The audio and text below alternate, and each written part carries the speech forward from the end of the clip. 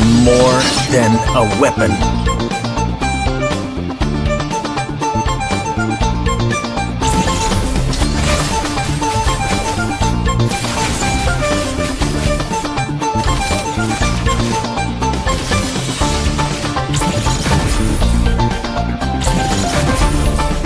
What for?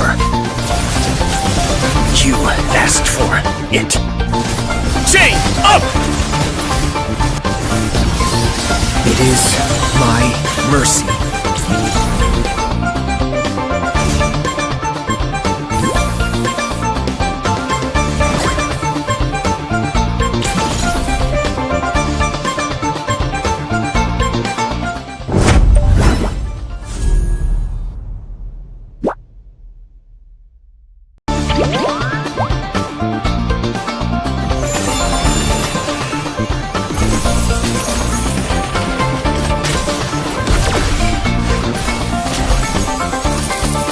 I am more than a weapon.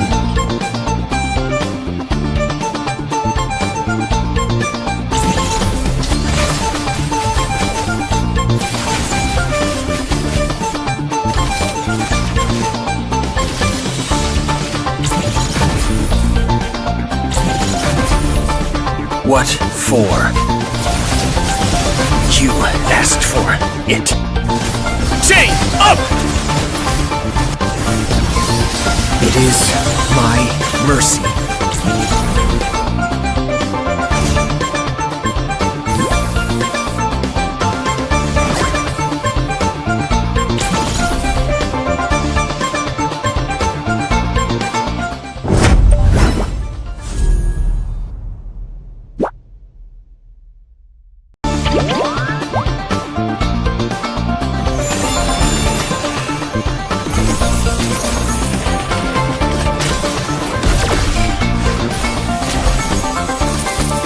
I am more than a weapon.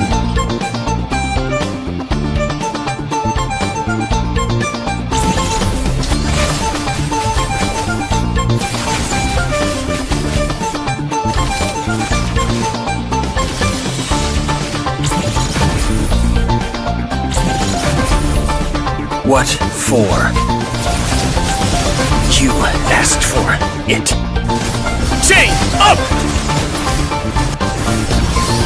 It is my mercy.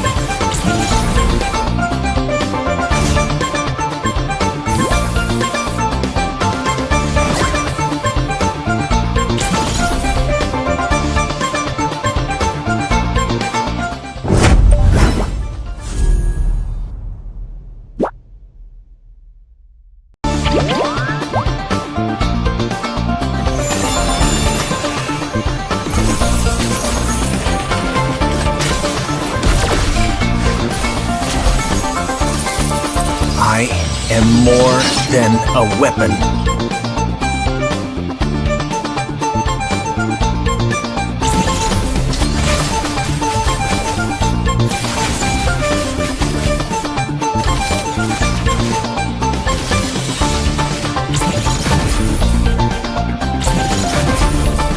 What for? You asked for it.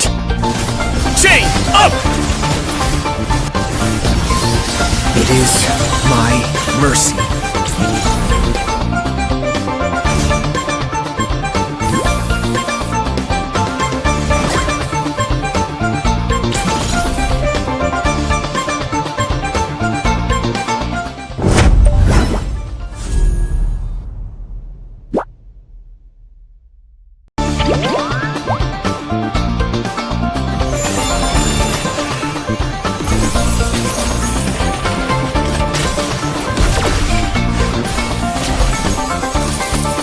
I am more than a weapon.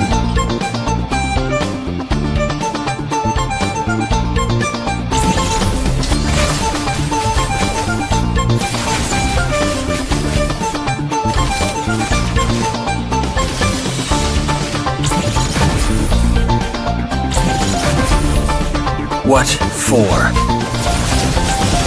You asked for it. Chain up! It is my mercy.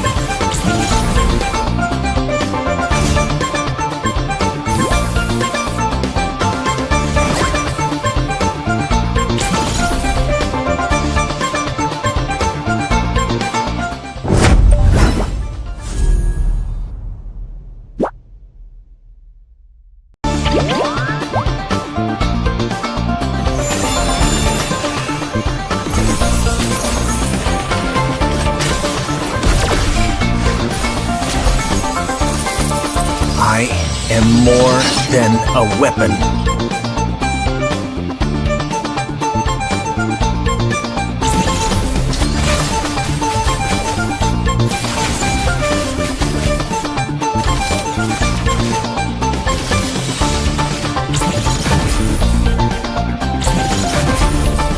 What for? You asked for it. Chain up! It is my mercy.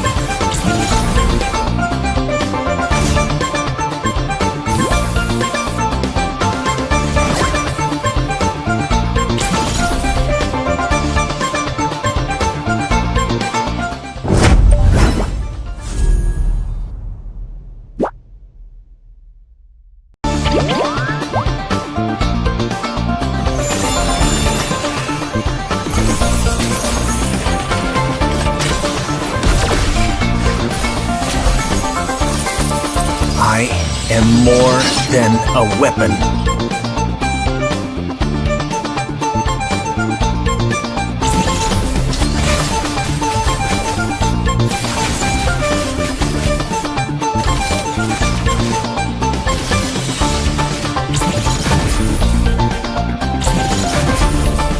What for?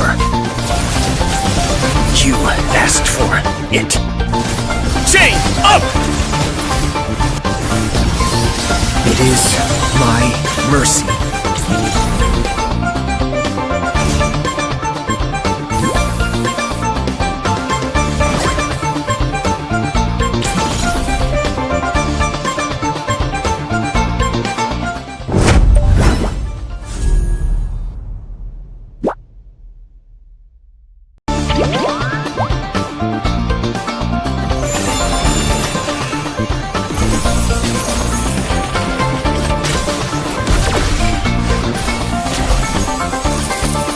I am more than a weapon.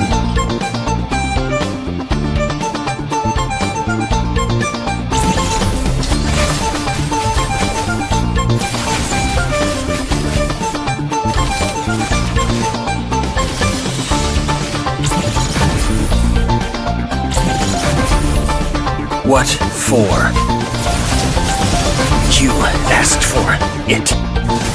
Chain up! It is my mercy.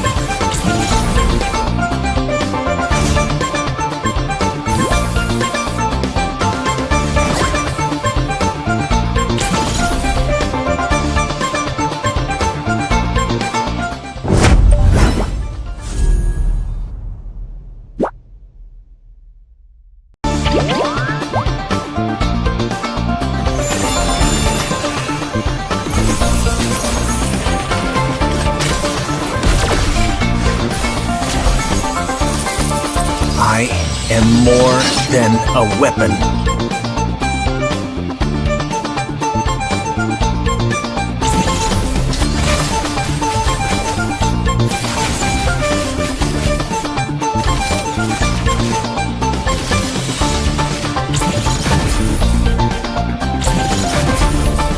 What for?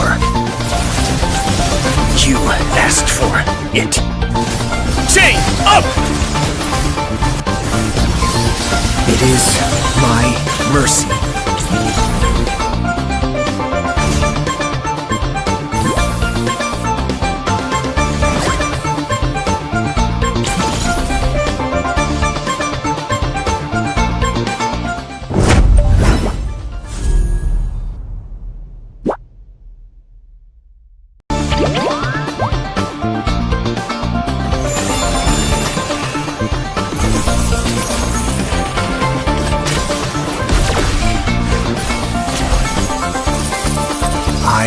am more than a weapon.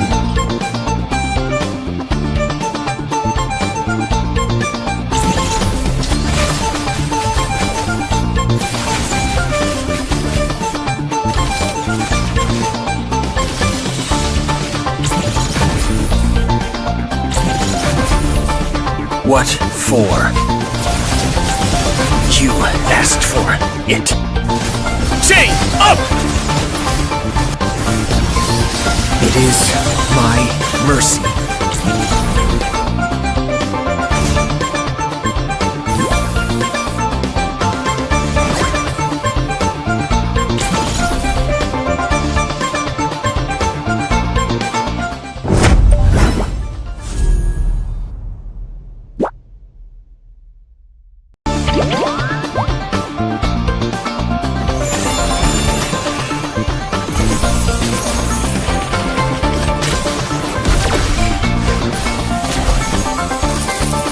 I am more than a weapon.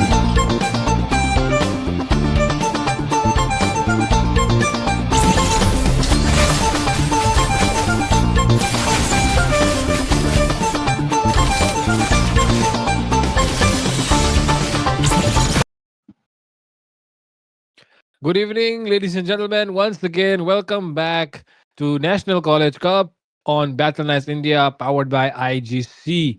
Of course, a production partner, and of course, once again, powered by Vista Games. And this is Fredo. Alongside me is Ash TZ, and we're going to cast the first match of the night. Of course, 6BO wants to go, a long night ahead of us. And the first one is going to be between Team NTHS, and the university name is Assam Downtown University. And the second team is going to be NAKAMAS, and the university name is Dera Natung College.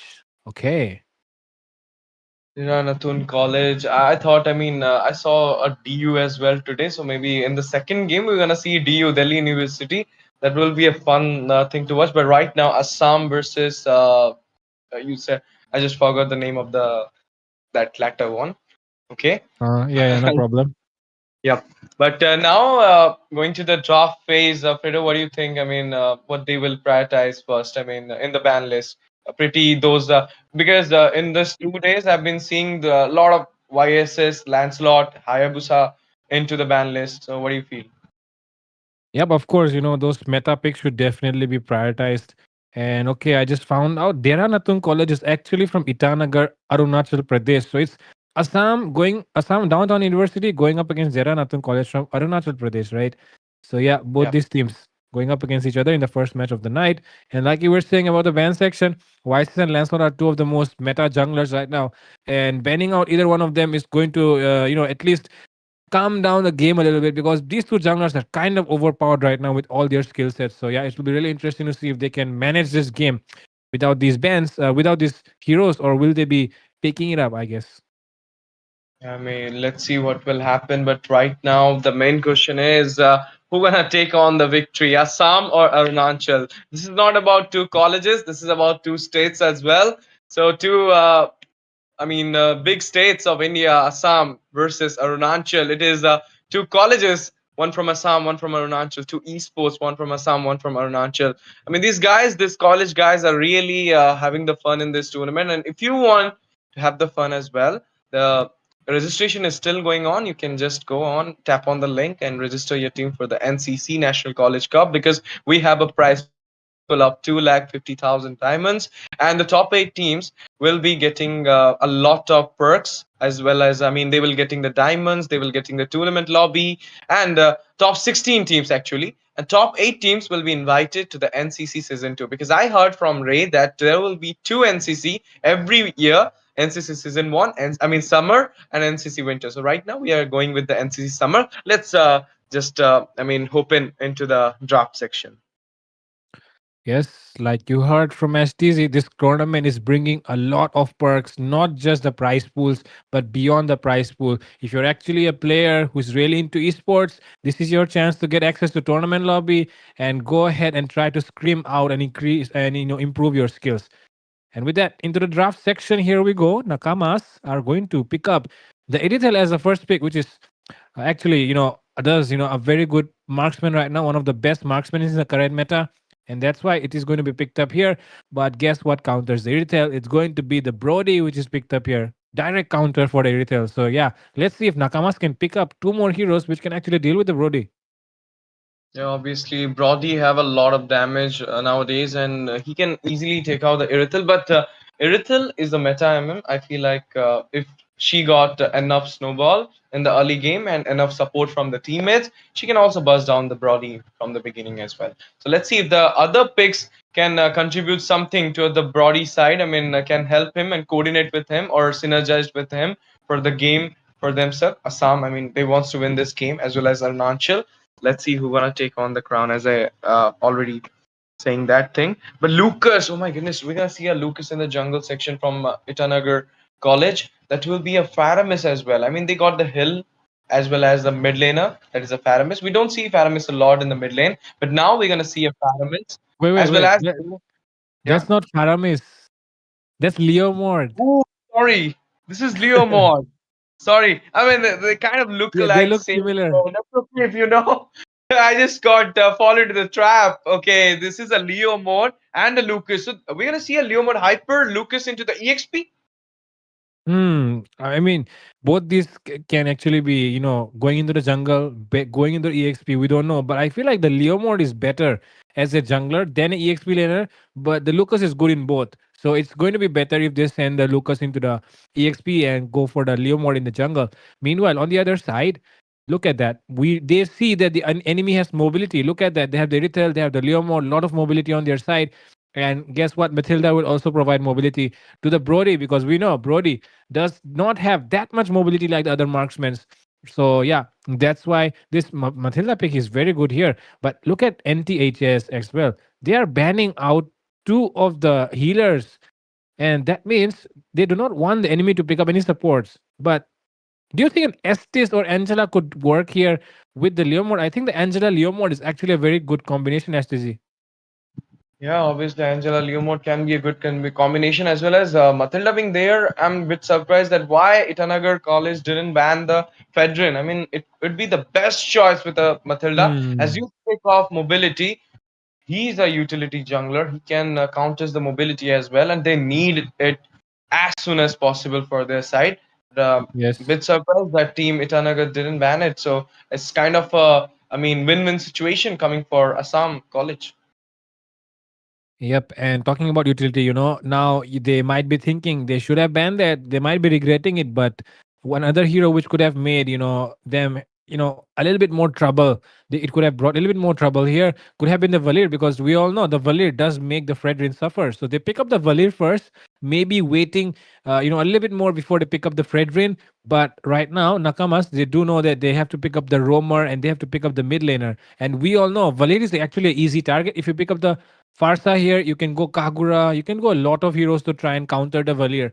So let's see what Nakamas decide to go for here. Along with that, they need to pick up a roamer. They okay, well, Nana and Johnson. Wow, this is going to be one nice game, STZ. We will have the Johnny baby and Boom Pow as well as the Nana. I mean, okay, they are good, but how much good in a tournament scene? I'm not sure about it. Maybe Yeah. Itanagar College have not done the homework for the tournament. They have done the homework for the classic and rank.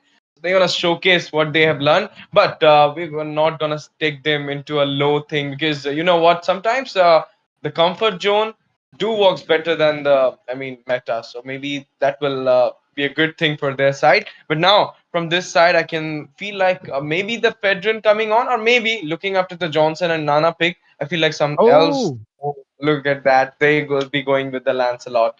yeah. S2, I mean S tier jungler versus a A tier jungler. Leomord is right now in the A tier.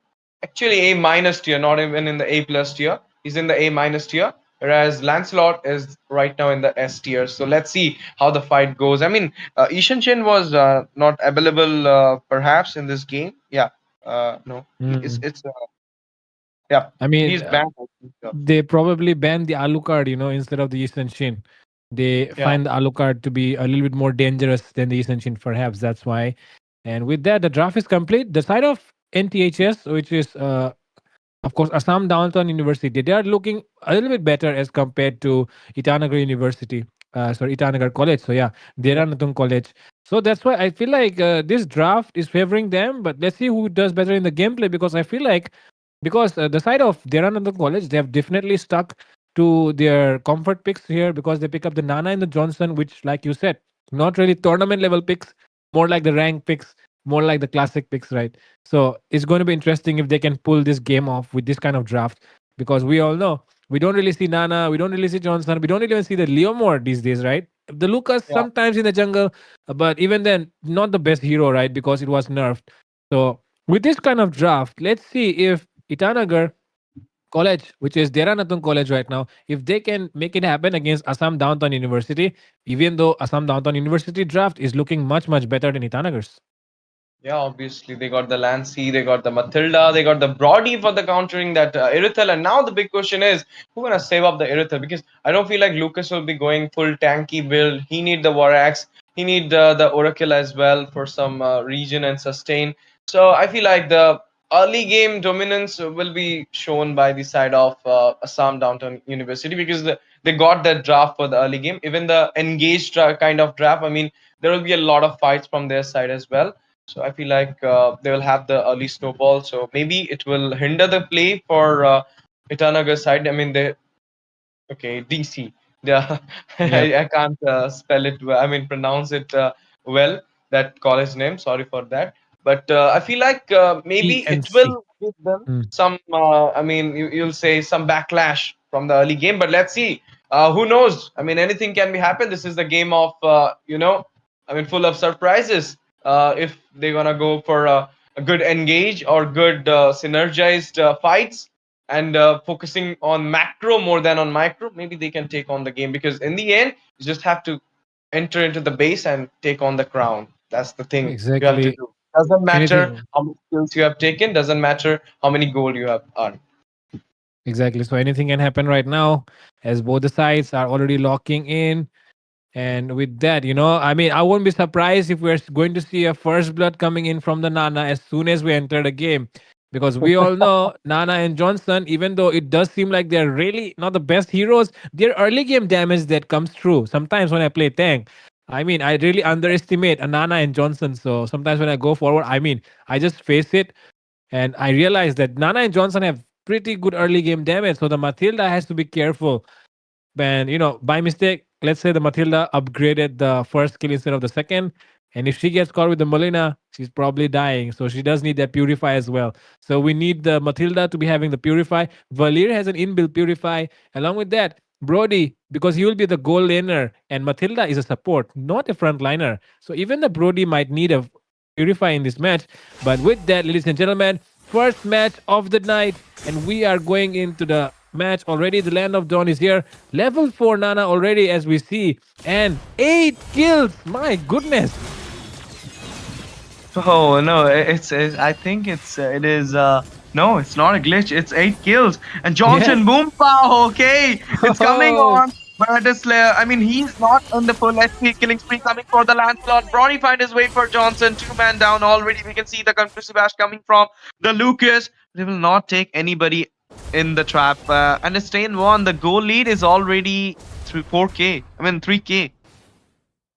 Yep, already 3K goal lead. And look at the amount of kills that are going into the hands of Assam Downtown University. And with that, maybe one kill will finally go into the hands of Deranatun College. DNC here opening the map. And with that, Illusionist will be able to get one. But into the EXP lane. The Dragon as well as the Naruto, both of these guys are doing a phenomenal job. Even though it seems like actually the Lucas is actually winning the lane by a little bit. Oh, there it comes. Indian, not Bihari, but Bihari is right now going with the Black Dragon coming in. 3-man being there. Dash is coming on. Spell map as well from the Yuzong. And he will be getting the... Okay, he got the HP. He managed to take down the Johnson. Now we're going to see Unleash the Beast coming from this Lucas. Lucas versus Yuzong going on. But still, he is fighting 1v3. But now 3-men come out for the help. A shutdown for the Yuzong after all those play. And we're going to see the Lucas falling down from the side of NAKAMAS DNC as well. Both these sides, I mean, 3 for 1. He just went for that Yuzong and he managed to take down 2 people. That was great, actually. Yes, I mean, he took down 3 people and only one person went down there. Matilda might be in some trouble here, uses the dash to get away. And with that, Lancelot arrives to the scene as well. There might be a lot of damage coming in from the Thorn Rose, but look at that Phantom execution into the back lines. The Lancelot will be able to take down the Nana once again, and with that, the Leomord will decide to back off, but the Johnson will pay the price with his life. Nah, bro, nah. I'm not happy with this draft from NAKAMAS DNC. Oh. Itanagar could have done better. Oh my goodness, they managed to take him down between the tier 3 and tier 2 in the mid. That was an unexpected move from Assam. ADU, obviously NTH is playing better right now. They managed to take out the red buff from the hand. Johnson coming up once again, and there you go, guys. The circling eagle, phantom execution, everything, and dash come up. Monster kill will be secured for the Lancelot. Is that Johnson is right now with the mage build? Can we see the item section? Yeah, it seems like Johnson might be on mage build actually. And probably we cannot see that as of now, but because the farm is very low. But look at the petrify combo coming in. Nana once again, completely unaware, and seems like the Leomord wants to go in. I mean, I feel like DNC is just having fun.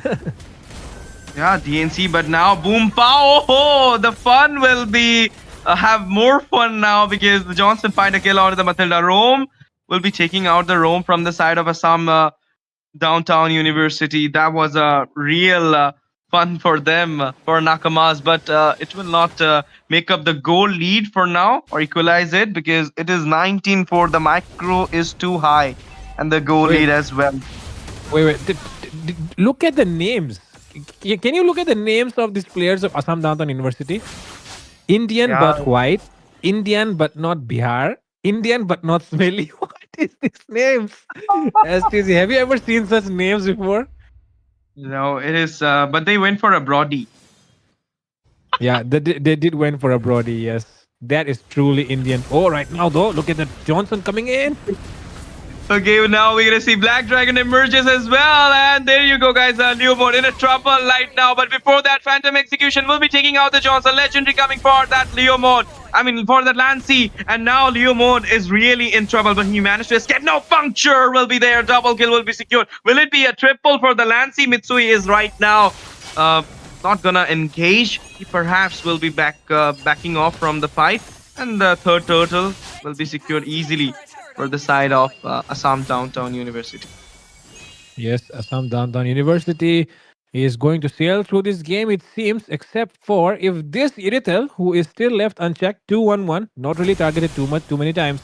If we can play it right, then it seems like DNC here, Deranatung University, Deranatung College might be having a chance here. So yeah, let's see if they can do that. But oh, they're diving into the Leomord. And he will get taken down, and with that, the Johnson falls as well. Oh, look at the Lucas. Now, but he's in a very bad position, and he will be taken down easily at this moment. Okay, it's a legendary for the Lancelot. He managed to tame the beast, and now he's going inside. Passive just come out for Lana, and there you go, guys. It was a real overextension coming from Assam Downtown University, and they will be taking out the kill. As well as recalling back, no Phantom Seer is coming up. Johnson find his way for the Matilda. If they will be backing off at this point, they managed to escape. What is going right now there? Killing spree coming for the Dragon, and he's going inside. He'll be getting a double kill. Phantom Execution once again. Heavy Crossbow will be taking out that Matilda, and Brody will be taking out a turret as well. A tier from the bot lane. I mean, I feel like this match is a one-side match. Yes. This match is definitely one-sided, and it's going to be Assam Downtown University who are definitely on the heavier side right now.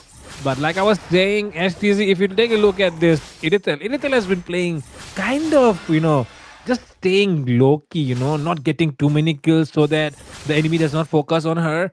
So right like that, if you're able to stay low-key and just farm up little by little, if the game somehow reaches the late game when you have all those items, then Illusion is right here, the name itself, Illusion is trying to gain jutsu the enemy or something like that by not revealing his skills too much. So he's just playing low-key, staying low-key, and later on, he might be able to get the kill. But look at that, we'll be getting down now. This will be the Leomord. Nana might be falling as well. Nana? Rome for Rome, legendary coming off for the Lancelot is right now. I can see maybe Illusionist can change up the game, but the focus is right now on 3 members: Mage, Jungler, Roamer. I mean, they are kind of with a heavy KDA 082, 083, 110-1. It's not a good sign, guys. And an easy lot coming out for Assam Downtown University. And let's see if Indian but white can show us some legendary gameplays with his Lancelot, because he's definitely rocking that hero skin. And with that, here he comes. 2v1. Can he do it? Okay, he managed to take a legendary. Okay, not double kill because it was Valor. Unstoppable moment. And he just managed to take down that Johnson there. I feel like, I mean, I don't know what is happening there. They kind of, I mean, as you said, they're playing for fun. That's the main reason I have been seeing it. But now a tier 2 will be fallen down there in the mid. Oh. The blazing is up. Oh, my goodness. Brody find his way onto the Nana. The range is high. And he just busts down that Nana. This is insane damage coming from this Brody. Blazing's kind of getting up. I feel like this is the last lot. Boom, pow. Once again, Johnson going to engage. But it will be Valir taking out the Johnson. Once again, a monster kill. Legendary coming for the Lancey. Lancey going inside. Okay, unless the beast just come up, as well as the Dragon being there. 5-man onto 1-man. And it will be Lucas. Them down once again by the whole squad of Assam Downtown University. All the men are fallen down. Minions right now inside the base. They're kind of locking the base at this moment. And perhaps they can take on the game as well because the Lord is coming in. Yep, definitely. The Lord is coming in. Easy pickings here. Everyone will fall. Johnson on 13 deaths here, ladies and gentlemen. Along with that, the base has been broken down, and it will be Assam Downtown University who will be getting the first victory of the night. And did you count the number of times the Johnson died? 10 plus. Along with that, the Leo mode as well, 10 plus. Oh my god, that is a lot of deaths. And that's I mean, we have around 100 people watching. So yep, dying 10 plus times in front of 100 people. I hope they are fine. It's like 10 square. They want to make it a 10 square. I can see those chocos. Yes, look at that. Oh my god. Literally a box of chocolate.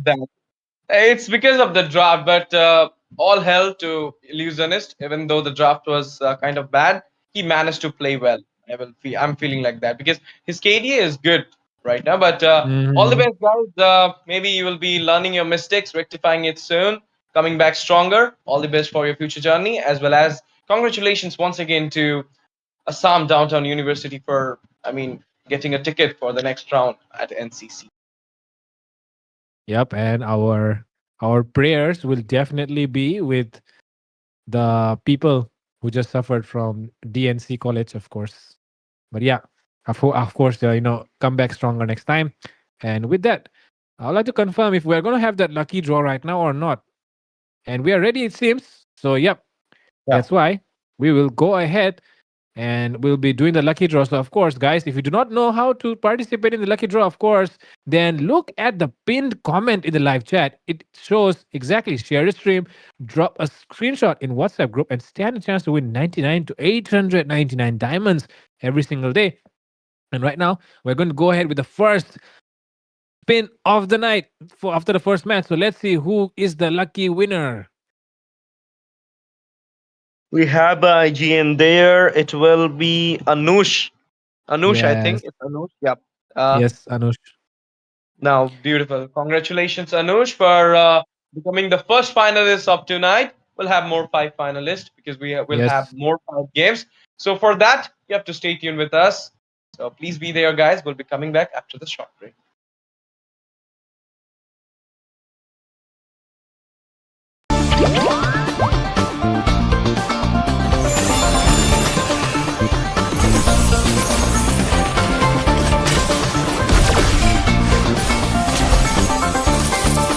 I am more than a weapon.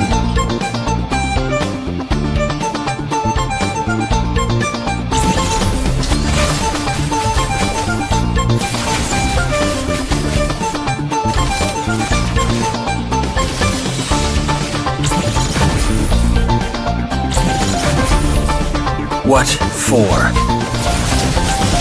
You asked for it. Chain up! It is my mercy.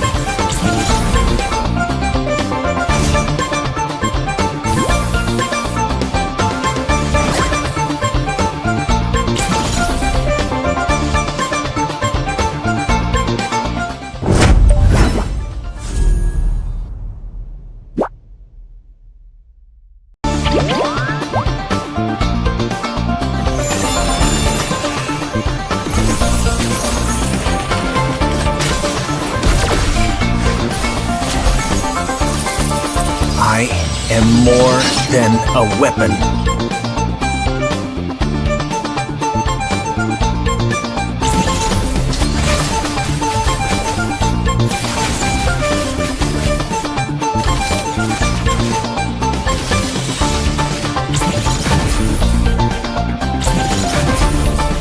What for?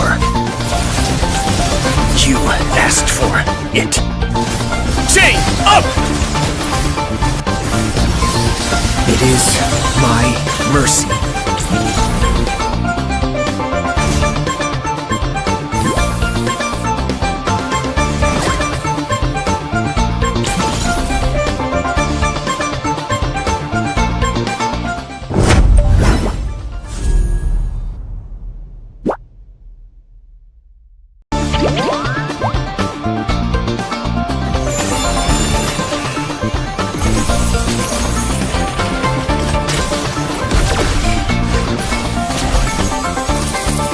I am more than a weapon.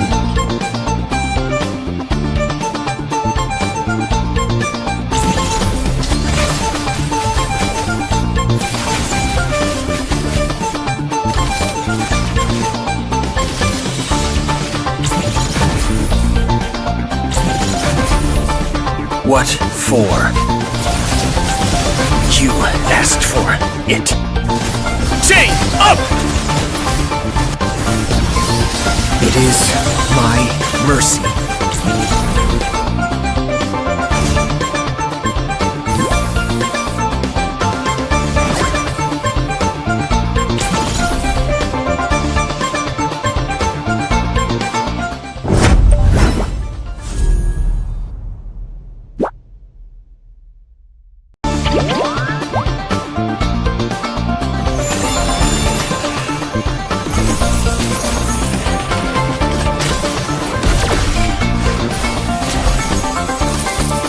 I am more than a weapon.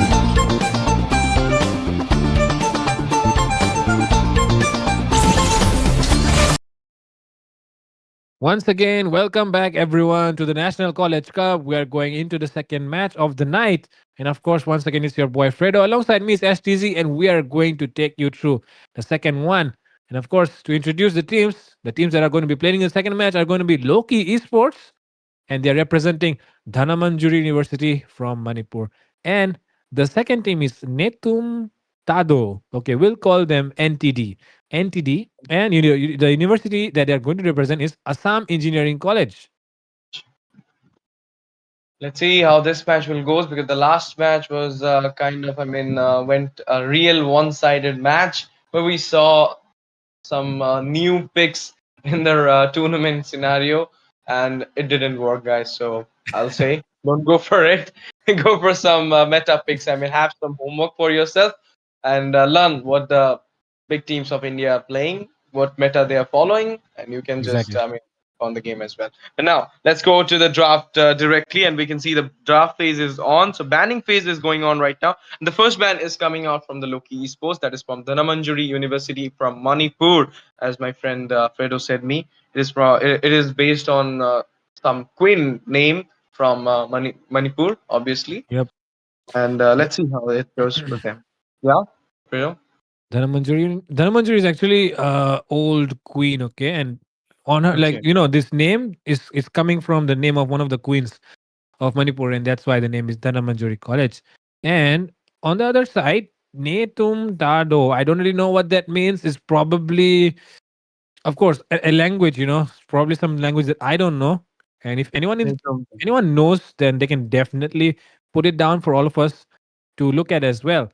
But for Yeah. now, they're of course from Assam Engineering College, and we all know Assam Engineering College, one of the best colleges that rate old in Assam for engineering. So yeah, let's see if the engineers can defeat the ones from Manipur. Of course, Manipur, we all know ML is so popular. So let's see if the people from Manipur will be cheering for their side, and will they be happy after the match, or will they be sad when Assam Engineering College defeats them? We'll find it out. Let's see what will happen. But now we're gonna see the first ban from the Loki Esports. It will be Irithel. That's a good choice. I mean, last time also, even though team Itanagar lost the game DNC, but the Irithel illusionist was OP. She was playing great. But now we're gonna see a Lancelot ban as well coming out from NETUIM Tado, that is from Assam Engineering College, uh, who is representing Assam Engineering College, and bunch of five engineers. When five engineers meet together, they can do anything they want. I mean, Yeah. they can snap your victory as well. So beware of it. Manipur college, that is Dhanamanjari College, obviously university. And Hayabusa will be taken out. Two S tier jungler will be taken out from the side of Tado. Tado, yes. Let's just call the university names actually. It sounds better. NTSH or Assam Engineering College. Yeah. Yeah, Assam Engineering College. So let's see. Assam College. Let's just say Assam College versus Manipur College. Okay. Yeah. And with that, the band section actually looking pretty good. Three junglers, though, by the way, from the side of Assam Engineering College. And on the other side, Loki Esports, which are representing Dhanamantri College, they have decided to go with pretty standard bans, one from each role, instead of focusing down and, just banning every single hero from one role. And I mean, if you ban out the Irithel, it's quite predictable that they were deciding to go for the 1-1 or maybe the Granger. And we all know in this meta, the 1-1 is definitely one of the strongest picks. So Loki Esports here will be going for the 1-1. Now, how do you think, NTD here or Assam Engineering College STG, what do you think they can pick here to counter the 1-1? Franco Kaja or something? I feel like Franco Kaza, or maybe they can go with a goal lane counter, which is Brody. Once again, we're gonna see it. Or Beatrix is a winning lane hero. She can Yep. counter everybody, but against a 1-1 in the early game, she will lose the fight. So I will not suggest the Beatrix. But if you are that much comfort with the Beatrix, you can go for it, guys, because it is some kind of winning lane hero, and she's the best in every meta. Which I feel. Exactly. And you can, if you're learning that hero well, if you learned it well, so you can go for it anytime you want. But now Yes. from the side of team Netam Tado, they are going for the Fursa and the Granger. The old poke burst combo will be there. Maybe Agatot Kacha will add some spice into their lineup as well if they are opting it into the room. Exactly. We might be seeing Gatot Kacha coming in as well, but right now we're seeing the Minsitar. Is it? I think this is Minsitar, right? The second Yeah. on the side of Loki Sports, Minsitar and Vexana. And we all know Minsitar is, of course, another counter pick for the 1-1. So I feel like Loki Esports, they just want to do everything they can and try to enable the 1-1 here. Seems like they want to do everything to, just make this 1-1 carry their side. But the thing is, if you put all your eggs in one basket, and if the basket falls, all the eggs will break. So it's sometimes wiser to try and pick a little bit more diverse lineup, which does not, like depend on just one hero. Yeah. So right now, that with that being said, last pick coming in from the side of Assam Engineering College, they can go for a jungler right now, because in the second phase they might not get their hands on their wanted jungler, but instead they will Oh. still wait. They will still wait to pick up the jungler. They will go for Terizla instead. That is something new for me. Terizla into the EXP. If they're hoping that Mincy is going for EXP, I don't think so, because it will be into the Rome, perhaps. But if it is going into the EXP, then I feel like Terizla will have some problem, because he got the mobility with the second skill 2, as well as the alt penalty zone cannot be forced out when the Mincy alt will be there. So it's kind of, I mean, will not have a good thing with the Mincy in the 1v1 fight when he will get to level 4. But now, as Fredo mentioned, a lot of junglers has taken out, and you shouldn't have taken this risk for not picking your jungler in the first picking phase. But now the second banning phase is going on, and we can see Gatot Kacha will be banned out from the side of Tamtado. I mean, Gatot Kacha with the Farsa and Granger would have been the best pick for them. Mhm. I mean, you have seen the oldest draft with the Farsa Granger. It would be a Gatot into the Rome or EXP, Hylos into Mm. the Rome as well. I mean, two sustain, Yep, and they can then go for a Fanny to finish up the mess. exactly. And like you said, Fanny, right? Very good counter for 1-1 actually. Because I mean the amount of damage that the Fanny does, the 1-1 cannot really survive if you do not buy defense item or if you do not have the Wind of Nature. And even with the Wind of Nature, if your hands are not fast enough, if you do not have a good reaction time, then a good Fanny can definitely outplay you. They can burst you down. So yeah, with that, that was a really good draft here that Ashley suggested. Going with the Hylos Gatot, and then you pick up the Fanny to finish up the 1-1 or any of those in the team fight. So yeah, that was actually a very good draft that you suggested, Ashrizi. But right now, looking at this draft which is going on, I feel like Loki Esports are actually thinking of doing everything they can to enable the 1-1. Meanwhile, the side of Assam Engineering College, they seem to be more interested in enabling their backliners, which is the Farsa as well as the Granger, and that's why I guess they decided to go for this Gatot Kacha ban, because the enemy, they do not want the enemy to do the AOG while the Farsa is casting her ultimate. So yeah, that is one of the reasons. But other than that, I don't really see a reason why they would have banned the Gatot Kacha instead of picking it up themselves, like you said. Yeah, obviously, it would have been a great thing, but maybe they have some tactics with them. They have made some, I mean, call for this thing that Mhm. they don't want to go to Kacha, or maybe they have sniped onto the side of the Namanjuri University players that they have Mhm. saw some real Gatot Kacha players from their side. I mean, some global Gatot from their side, so maybe that's the reason they banned it. But from the side of team Dhana Manjuri, they will be going for the Matilda ban.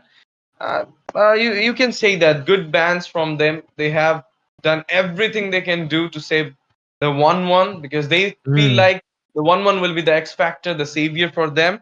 So let's see if 1-1 can take off the game. But as we are proceeding into the second picking phase, I feel like Assam engineering college just missed the last ban. Maybe it will cost them the whole match. I'm not sure about it. But a jungler is right now the question. A lot of picks are there, and they will be going with a Nolan. Oh my goodness, this guy is Oh. in the A minus tier, and I don't know how it goes for them. But Nolan, you know, I mean, burst will be there. But do you feel like in this meta, Nolan's gonna work well? I am not sure as well, STZ. I don't think the Nolan is the best jungler out there. I feel like the Xborg actually is a better jungler in this meta, considering the recent update that gave him the uh, skill to just do true damage with every single skill that you hit. So it's not just the first skill which is doing true damage. Every skill is doing true damage. So yeah, that's why I'm kind of curious to see if they can.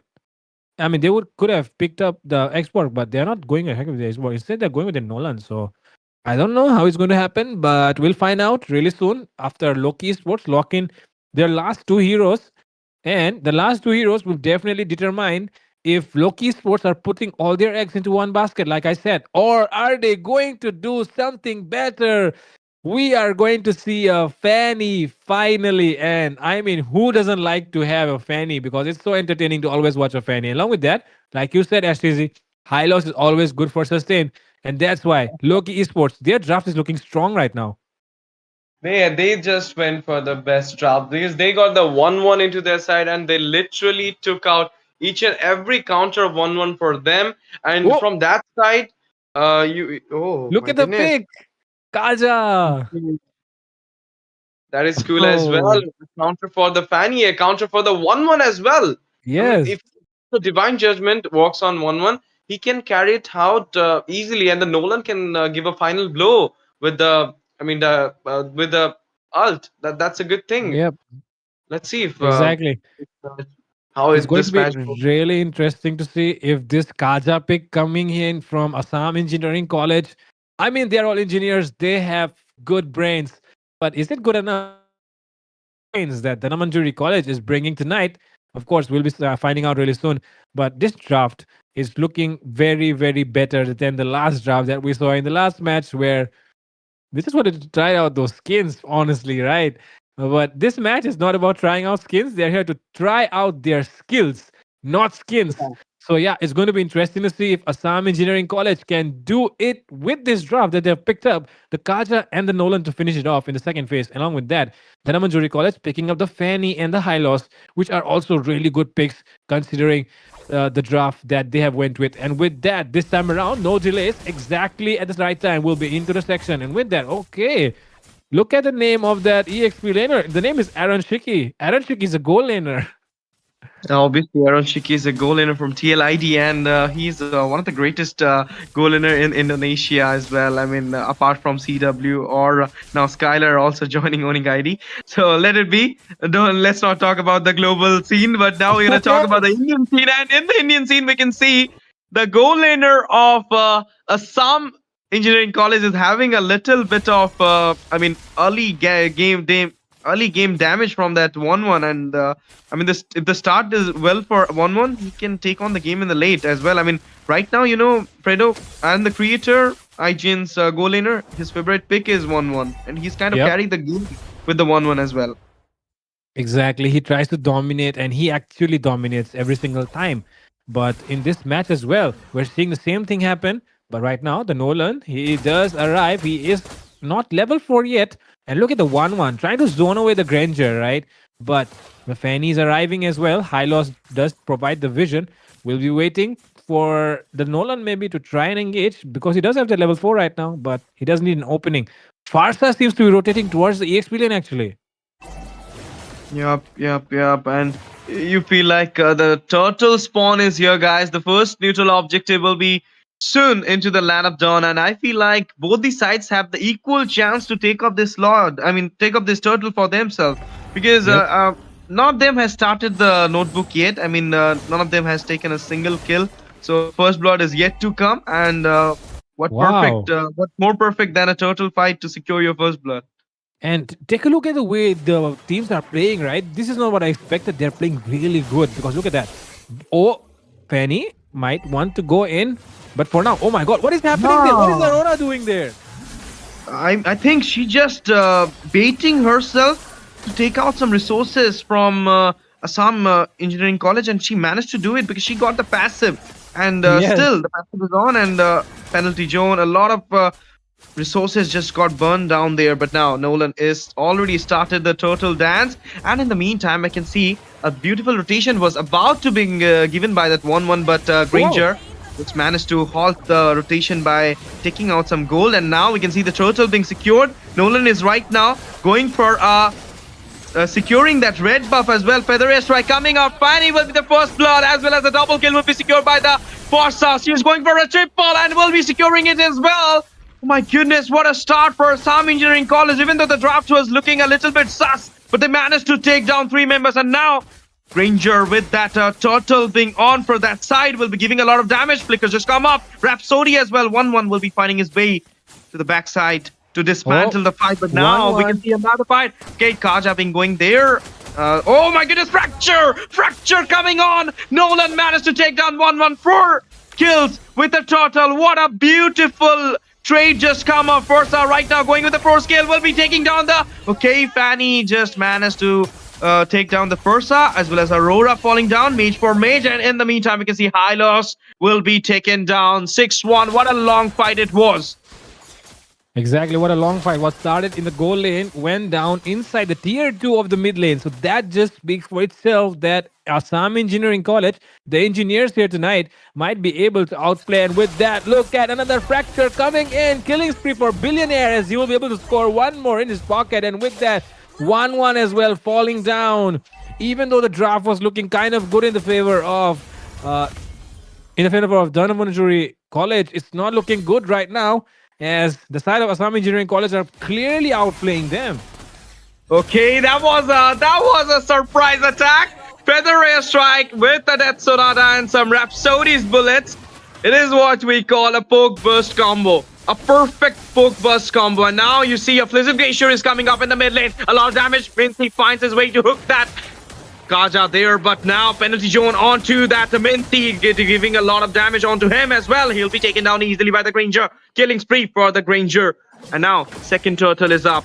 Fredo, I'm damn sure this turtle is going free, uncontested for NETUIM Tadao. And for now, though, before they go for the turtle, they are trying to take down this mid lane.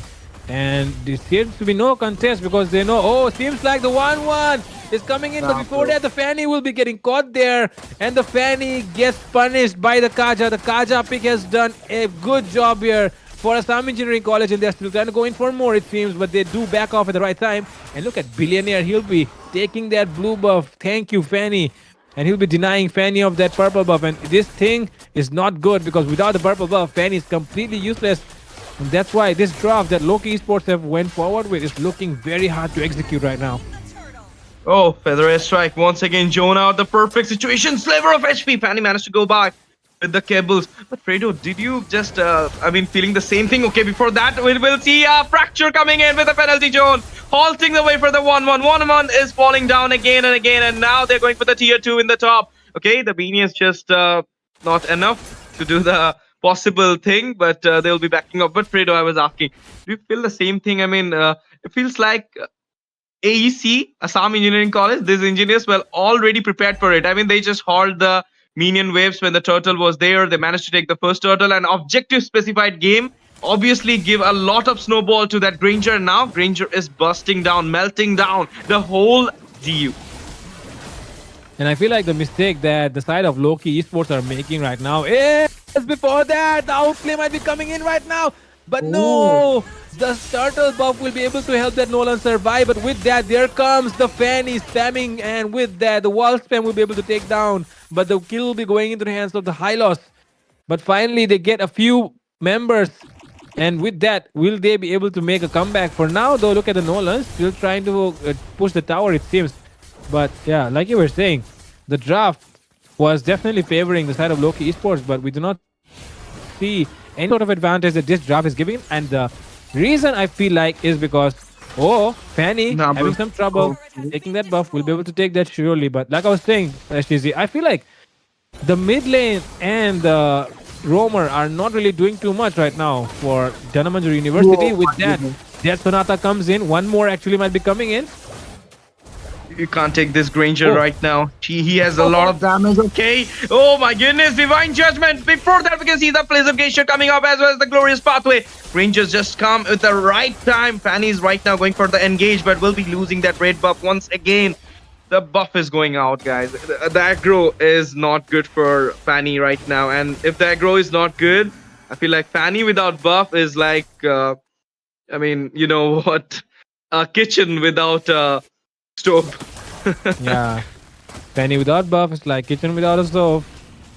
Fanny without buff is like a machine without oil or a computer without electricity. But before that, there is a jump stay with a penalty zone. Getting two members, which is Glacier might be coming in inside. But before that, he'll be getting taken down in the face. With that, there it comes Kaja with the punishment. And with that, he takes down. It's triple kill for the Granger. Could go in for the Maniac right now. But will he be able to do it? Look at the Nolan. Takes down the 1-1 as well. The Aaron Shikti might be going down. And it's a Maniac, it seems. But oh no.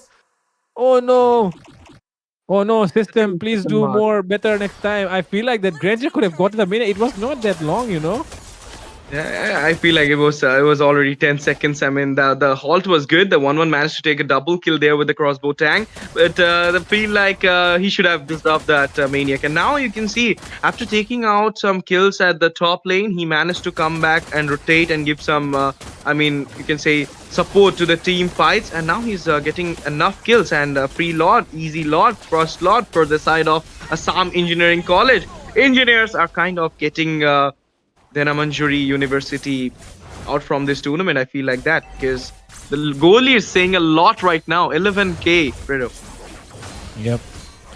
And with that, seems like the red buff will be secured finally. But look at the backline. Look at the main sitar. He takes down. And with that King's Calling, they're able to lock down two members. The members of Assam Engineering College are caught between the members of Dhanamanjari College. And with that, Assam University falling, two members fallen. Frigid Glacier comes in. They decide to back off. And they're caught inside the Farsa's range. The Farsa land down those bombardments. And with that, the Hylos will fall down. A change in the game, a change in the table as well. Two man got down, one man got severely injured. Back into the base, but before that, off-cam kill for that fracture giving jungler. That is obviously Nola, and managed to take out Mincy after all the fuss he has done with that team fight. And that was a perfect ult. And 1-1 support was also perfect. The moment my Fracture God. once again will be getting Fanny and a double kill on the Aurora as well. What a moment for this Nolan. He just went inside the inhibitors when the minions were there and managed to take a double kill for his side. And that was a real unexpected moment I was seeing there. Granger right now bursting down that 1-1 and will be having the kill as well. Minions right now entering into the inhibitors. Base turrets, glorious pathway just popped up. Nolan will be finding his way back into a safer zone. Okay, Flicker come up with the penalty zone, but will not be a lot of damage from the backline. Okay, Granger's just hoping, and it will be a double kill for the Granger onto the Hylos as well. And now the minions will be cleared down, and the minions from the AEC will be entering into the base. Is this the end, Fredo? It could be the end here. They just have to go all in. They have to mark their skills well. And Fanny will get caught once again by the Nolan. The feathered airstrike lands. And with that, Aurora is very, very low. The minions are arriving once again. The 1-1 comes in. The 1-1 doesn't want to defend because she knows she cannot do it. But she has to do it for her teammates. But look at the Nolan. The fracture takes down the 1-1. And with that, the Nolan will get taken down. But is it enough for Assam Engineering College to end this game? Dhanamanturi College are still trying their best, but Assam Engineering College does not seem to be giving up. Okay, they should have back off. I feel like that because Law was about to come, guys. You should wait for it. I mean, they were in a hurry to finish up the game, but Nolan in the process just got down. I mean, it was an overextension. 4 members was there. Physication was also on. Yep, it was a shutdown for the Nolan, and that was a great thing. I mean, they got some gold as well. Now I feel like if they can coordinate well, if with the 1-1, they can take on the game as well because the 1-1 damage is on, guys. It is really online, and she can put into misery for the side of NETUIM Dado. So they should be careful of it. Yep, and with that, it does seem like the red side is definitely having a fun time, but the side of Dhanamanturi College right now not really having the fun time. So yeah, going to be interesting to see if they can make anything happen. I do not think there is anything that the side of Dhanamanturi can do, except like you said, the 1-1 maybe something, but even then the chances are really bleak because if you take a look, they do not have any inhibitors as well. So the next Lord should probably be the end. But if you do want Assam Engineering College to secure this win, then the thing is you need to take care of your lanes. You need to take care of your minions. The lane sync has to be good. Yeah, but the way they are channeling the waves, Team Assam Engineering College, it is way better than anything. And once again, Flicker with the penalty zone. Presentation just come up. Hylas will be taken out from the backline, as well as Nolan will be finding his way onto the main stage. There will be a double kill for the Granger. Now Fanny just went in and will be taking out the first half. But now we're gonna see a triple kill come for the Granger. No Maniac, but it will be a win for Assam Engineering College with MVP onto that Granger. Obviously, what a game from the Granger and the co. They managed to take on the victory with the sheer domination, guys. This was really the best game from Assam Engineering College. Even though we were also asking on their draft, on the Nolan pick, onto that Kaja pick as well, they managed to do it well, guys. Nice one.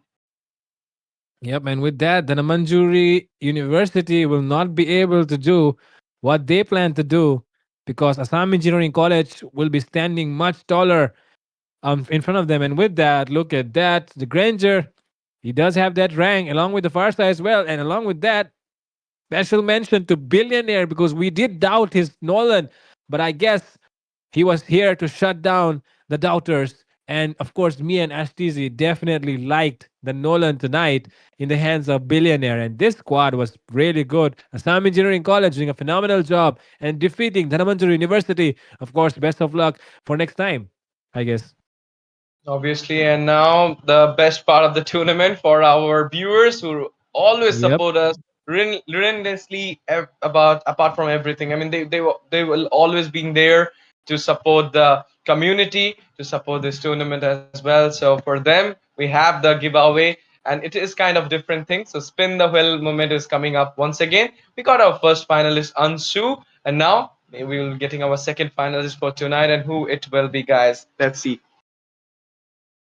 And with that, the next lucky person of the night is going to be IGN Super Yosh, probably Super Yoshi or something. But yeah, it's going to be Super Yosh. And that means Super Yosh, if you're out there, do wait till the end of the stream, because at the end of the stream, the top six, I mean, the ones who are winning right now, among the six, one of them will be the winner of the big giveaway. And like we said, the giveaway is not small, it's up to 899 diamonds. So yeah, don't go anywhere, guys. Stay tuned. And as we take a break, don't forget that you can participate in the giveaway. Just follow the instructions in the pinned comment, share the stream, and do not and drop a WhatsApp group, and share the stream in the WhatsApp group, and then you share the screenshot with us and participate in the giveaway. So yeah, that's how easy it is to win free diamonds. And with that, STZ and Fredo will be back after a short break.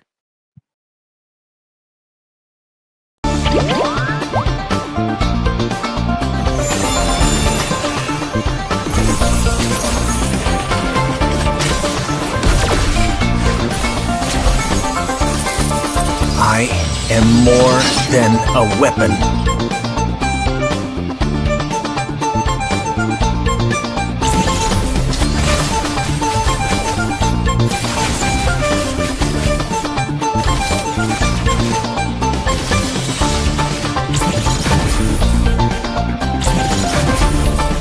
What for?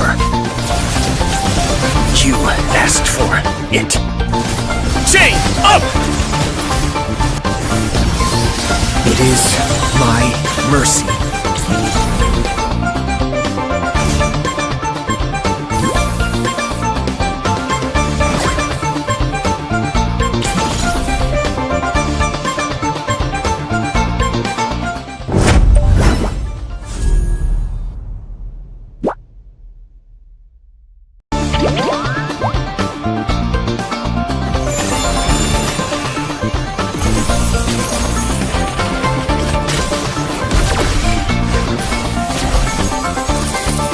I am more than a weapon.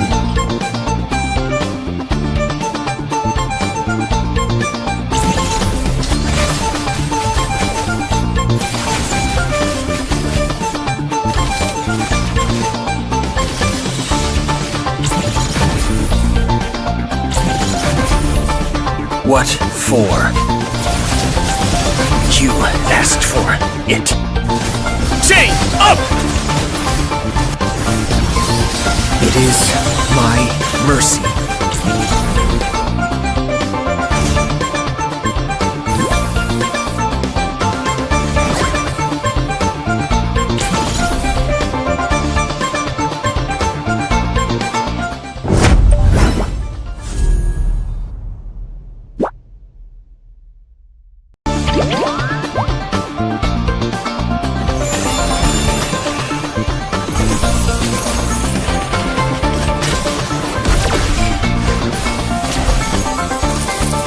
I am more than a weapon.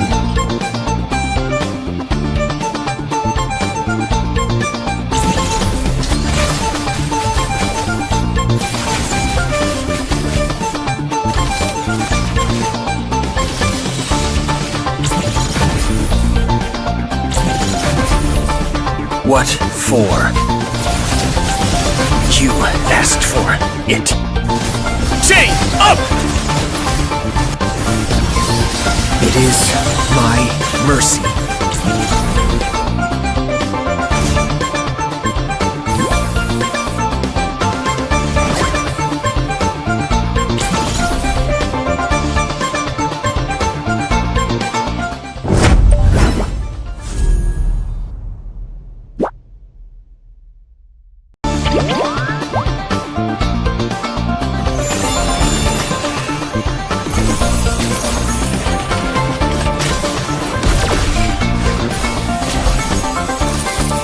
I am more than a weapon.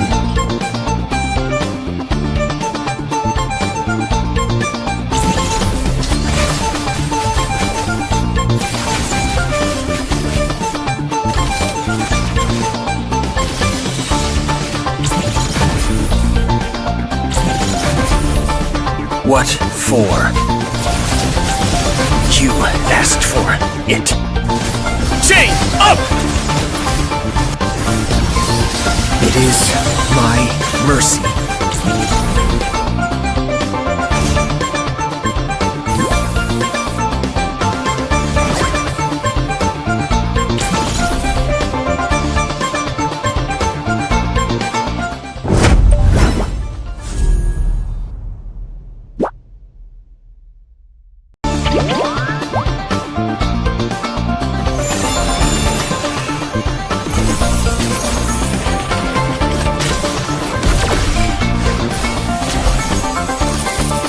I am more than a weapon.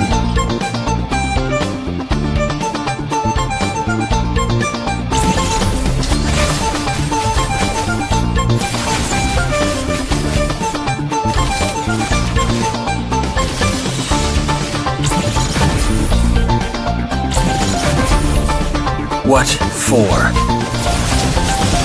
You asked for it. Chain up!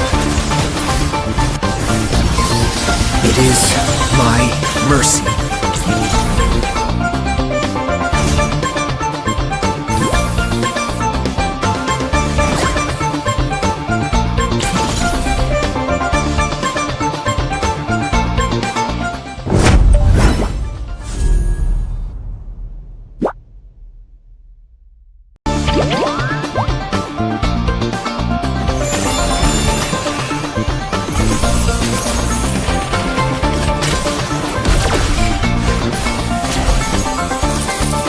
I am more than a weapon.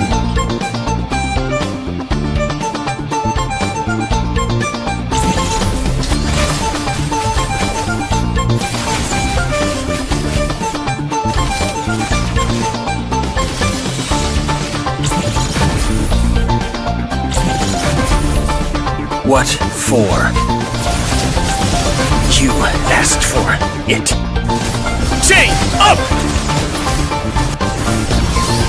It is my mercy.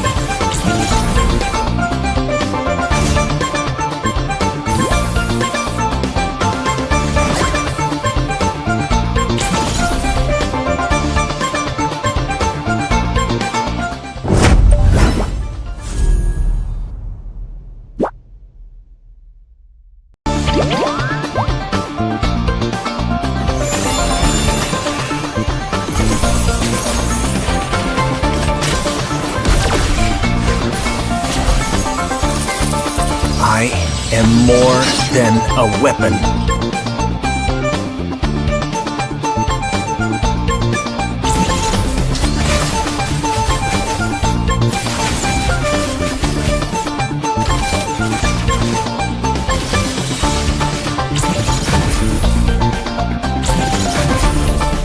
What for? You asked for it. Chain up! It is my mercy.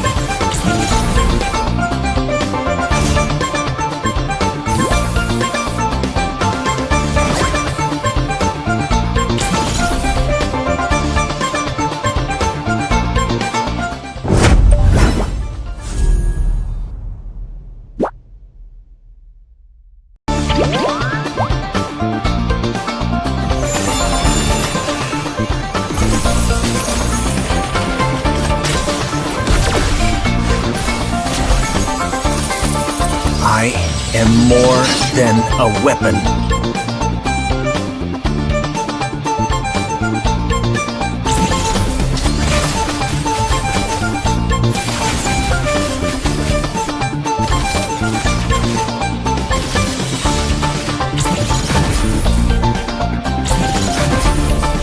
What for? You asked for it. Chain up! It is my mercy.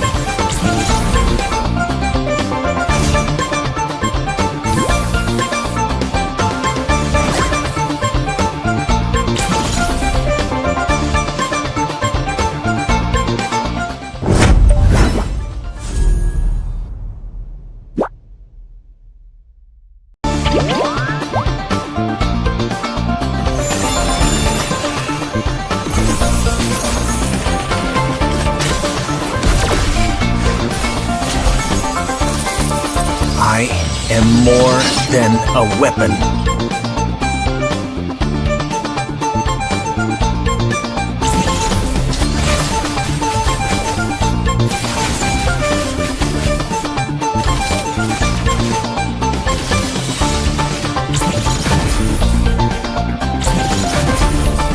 What for? You asked for it. Chain up! It is my mercy.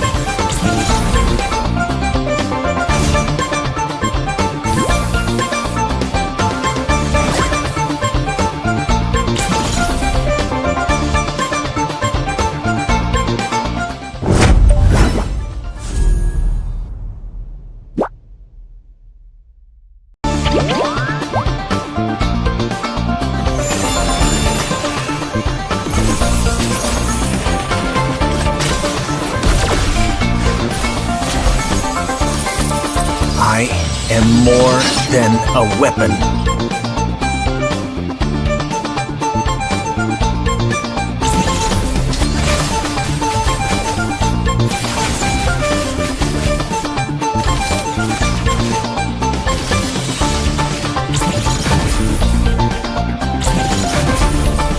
What for? You asked for it. Chain up! It is my mercy.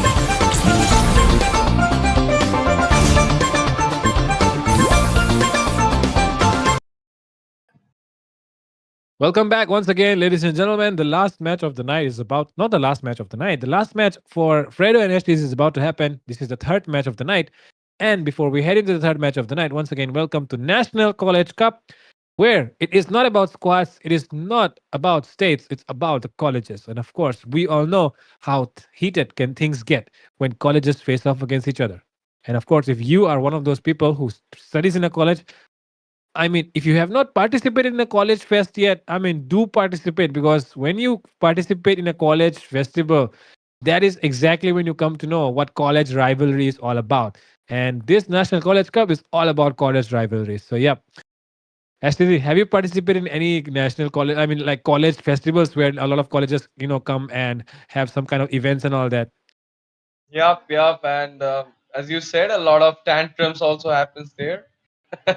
I mean, a lot of people comes. There are some leaders who show such things as well. But what can we do? It's our life. We have to do it, and so it's a fun thing as well. I mean, as you get mature, as you get elder and elder, I mean, older and older, you will be getting fun with these things as well. So NCC is all about fun and all about games, esports game, to take out the heights of MOBA 5v5 esports into the best, into the top actually, because we want each and every college students to play this game, to embrace this game, to have the fun with this game. And with this, NCC is providing a 250,000 prize pool, as well as top 16 teams will be granted with a lot of perks. That is, they'll be getting a tournament lobby, they'll be getting diamonds as well. I mean, from not apart from the 250, they'll be getting other diamonds as well, and a lot of other advantage as well. And top 8 teams will be invited into the second season of NCC. As I mentioned before, there will be 2 seasons of NCC every year. One is NCC summer, one is NCC winter. And right now, it's NCC summer going on, and we have the match between team Nur Bahadur Bhandari Government College versus Nagaland University. Am I right, Friso? Am I Yes. right with those names? Exactly. Nagaland University versus Nur Bahadur Bhandari Government College. Of course, a very long name. I hope the game does not last as long as the name is.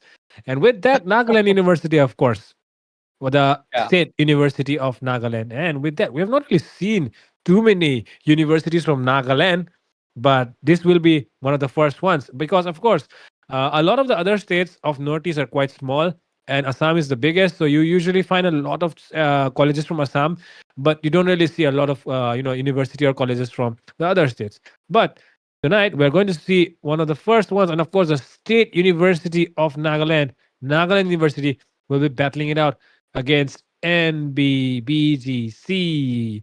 So yeah, actually, let me just look up where this NBBGC is from so that we can say something else because this name is just too long. NBBGC, and now we're gonna see a Florin ban as well as the Phobius. Phobius, literally, Fredo, I will say you that I have been not seen Phobius ban lately in NCT. But the day I've started casting, now this is the first time I'm seeing a Phobius ban. Maybe in the last match I just forgot it. But it's the day I'm seeing a lot of Phobius bans coming in. That means both the teams know the draft. Both the teams know the Okay. game. Both the teams done the homework. So this match will be a good one. I suggest you. So, I mean, I feel like. yes, it seems like it will be a good one because the draft is looking good as well. You know, they have banned the Grog, they have banned Phobias, they have banned all the meta heroes that we can think of. Along with that, oh, they go with the YSS ban, but Lancelot is open. And with that, actually, NBBGC College is actually from Sikkim. And I don't really know if we have seen a team from Sikkim yet. But while I was casting, I have not really seen any teams from Sikkim. So this will be one of the first colleges from Sikkim to be participating in the National College Cup. So of course, shout out to people of Sikkim out there. And with that, things are going to look very interesting because of course we have not really seen a Nagaland versus Sikkim game happen. So yeah, it's going to be a Nagaland versus Sikkim game, and it's going to be NBBGC versus Nagaland University. Yep, NBBGC versus, I mean, Nagaland University versus Sikkim NBBGC. So Sikkim NBBGC is right now going with Gatot Kacha pick. That's a good one, guys. You started with the Gatot.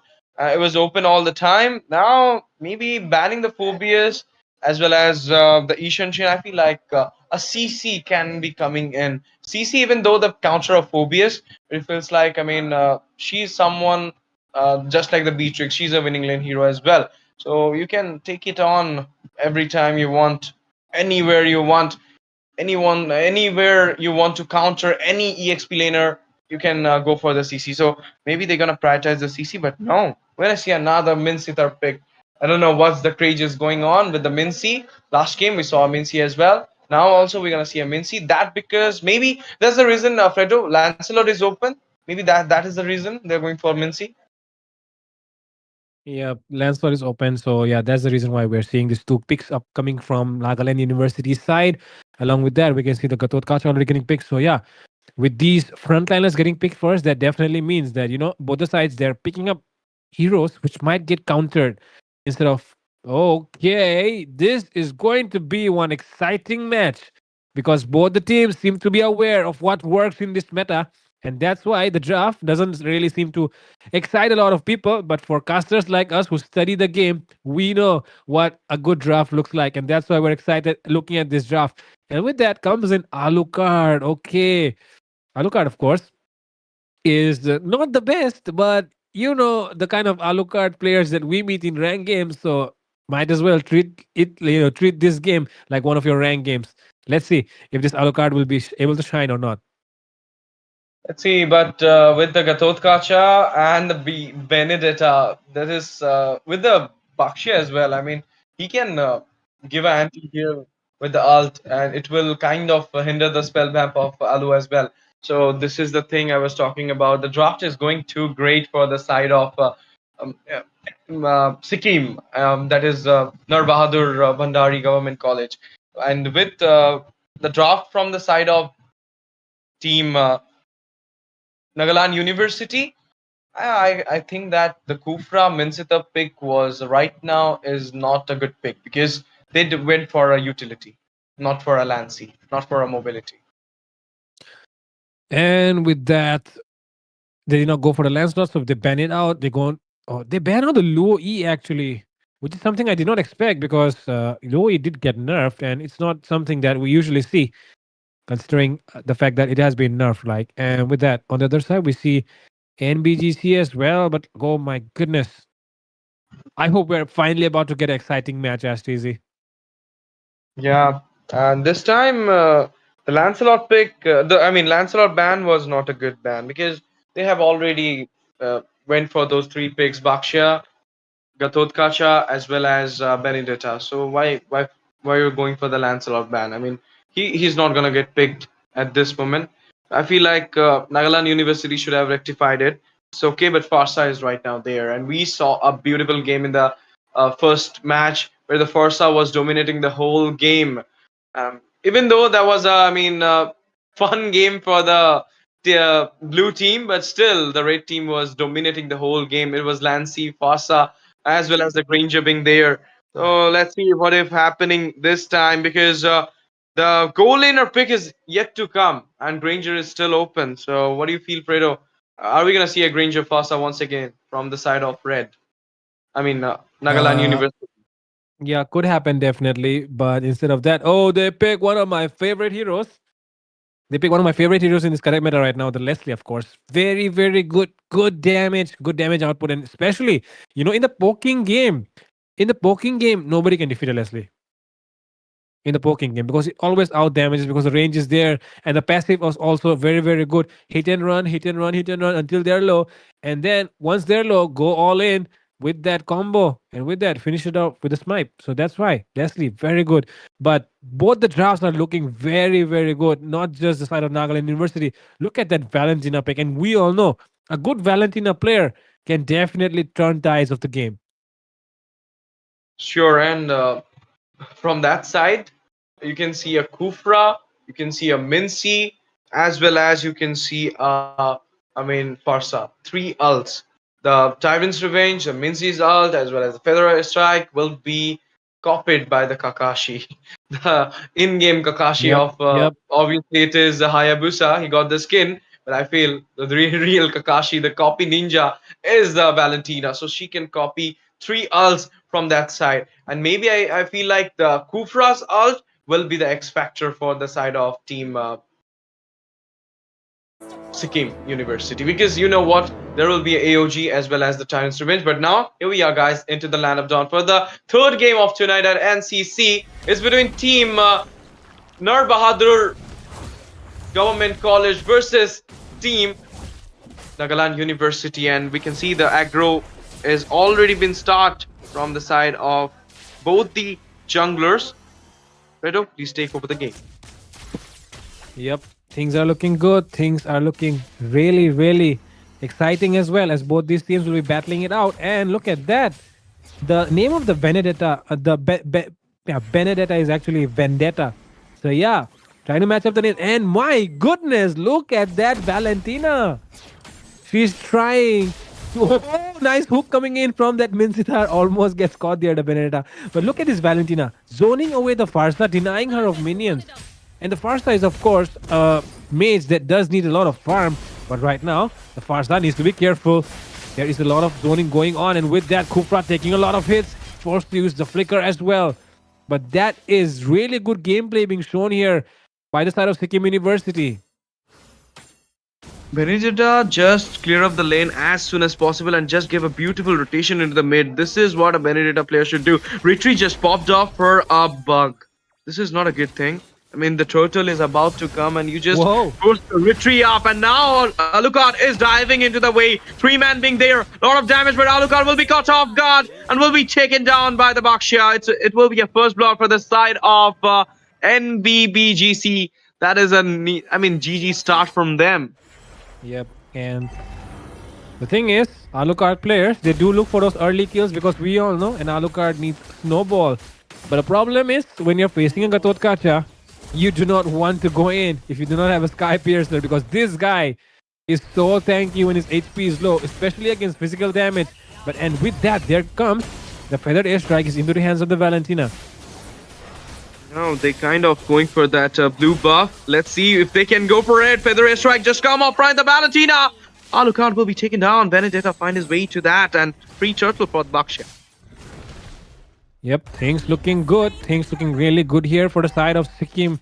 Because look at Sikkim, man. NBGC, they are doing a phenomenal job. On the other side, Nagaland University, the Alucard really struggling at the moment. And with that, let's see how they try and make a comeback. But the Alucard is down twice already, and I am not really impressed. Yep, and You know, Fredo, I feel like now there will be a fight at the goal lane, and it's already started. Feather Strike will be melting down that Benedetta. First kill will be secured by the side of N70 Rise, that is Nagaland University. And Bakshia gave a beautiful rotation, but will not be finding any kill there. But now we can see a lot of damage is being given to that Kufra. He needs to go back. Got some region into the base, I feel. But before that, I mean, the Bakshia and the Benedetta has that control in the map. They can give faster rotation than other heroes. So it's kind of giving them, you can say, upper hand now. Yep. Things looking really good here. AOG coming in, two members landing, but is it enough? It's not, because there was no backup. But in the river area, Benedetta versus Alucard 1v1, and Alucard wins that one. And with that, the Leslie arrives to the scene, but too late to pick up anything. And with that, look at the Iritel, of course, taking that gold crab as well. Things looking really interesting as both the sides. Of course, NBGC was ahead in the beginning, but now Nagaland University seems to be making a comeback. That golden fight literally changed everything, and now we can see a potential gank is coming off at the top. That is the goal lane, and we can see the Bakshia is moving forward. Kufra just got off guard. He will be taken down by the Bakshia. And Leslie, can he dodge the attacks? Okay, the flicker comes up. But here you go, guys. Farsa and the Co will be joining the team fight as well. Alucard is right now diving into the way. Positioning is not so good by the Farsa. She will miss the Feather Strike. But now we're going to see the Alucard find a kill. But Irithel will be going with the heavy crossbow, taking down the Alucard with an instant redemption. And it will be a, 2-for-1 trade. 2-for-1 trade indeed. But with that, the Alucard is able to get 2 kills. Still not enough though, because he's able to do he still needs to do a lot of work. Along with that, the turtle though is not taken up by the side of NBGC as well, because the Bakshia, he just want to get that red buff before he goes for the turtle. And with that, the taunt comes in. The Kufra misses the jump. And the Farsa is actually facing a lot of problems, because the side of NBGC understand the kind of potential that a good Farsa player can bring. They can control the mid lane all by themselves. So that is why they're facing a lot of problem. Once again, the Kufra might be in some trouble, but it seems like the Alucard wants to go in. There comes the AOG. There comes the last blast. And with that, they're able to take down 2 members deleted from the side of Nagaland University. The L3 arrives very late, but there might be the snipe coming in. And with that, the Minsitar going in, gets taunted. And into the backlines with the heavy crossbow goes in. The Iritel zoning out the members of Nagaland University. And with that, the final push being done. You know, right now Valentina is having Mincy's ult, so beware of this, guys. Gatotkash has AOG, Mincy ult, as well as Bakshia going in. It will be a really dramatic situation for Nagaland University if it happens. The clutch happens, or that gank happens onto them. But now we can see Kufra is again diving into the wave, giving a lot of vision right now. Gatotkash being there in the bush will be halting the wave for the Kufra. His flicker is there, so he might use it for the same, but no, he will not go so far, so overextend. But in the top lane, we can see off-cam kill for the Bakshia. AOG just come up, a lot of damage from the back line. It will be Beatrix, Benedetta finding his way onto that Kufra, as well as you see the Alucard will be backing off, and the Co as well. They'll be dismantling from the fight. They don't want to share more goals towards the side of Sikkim University.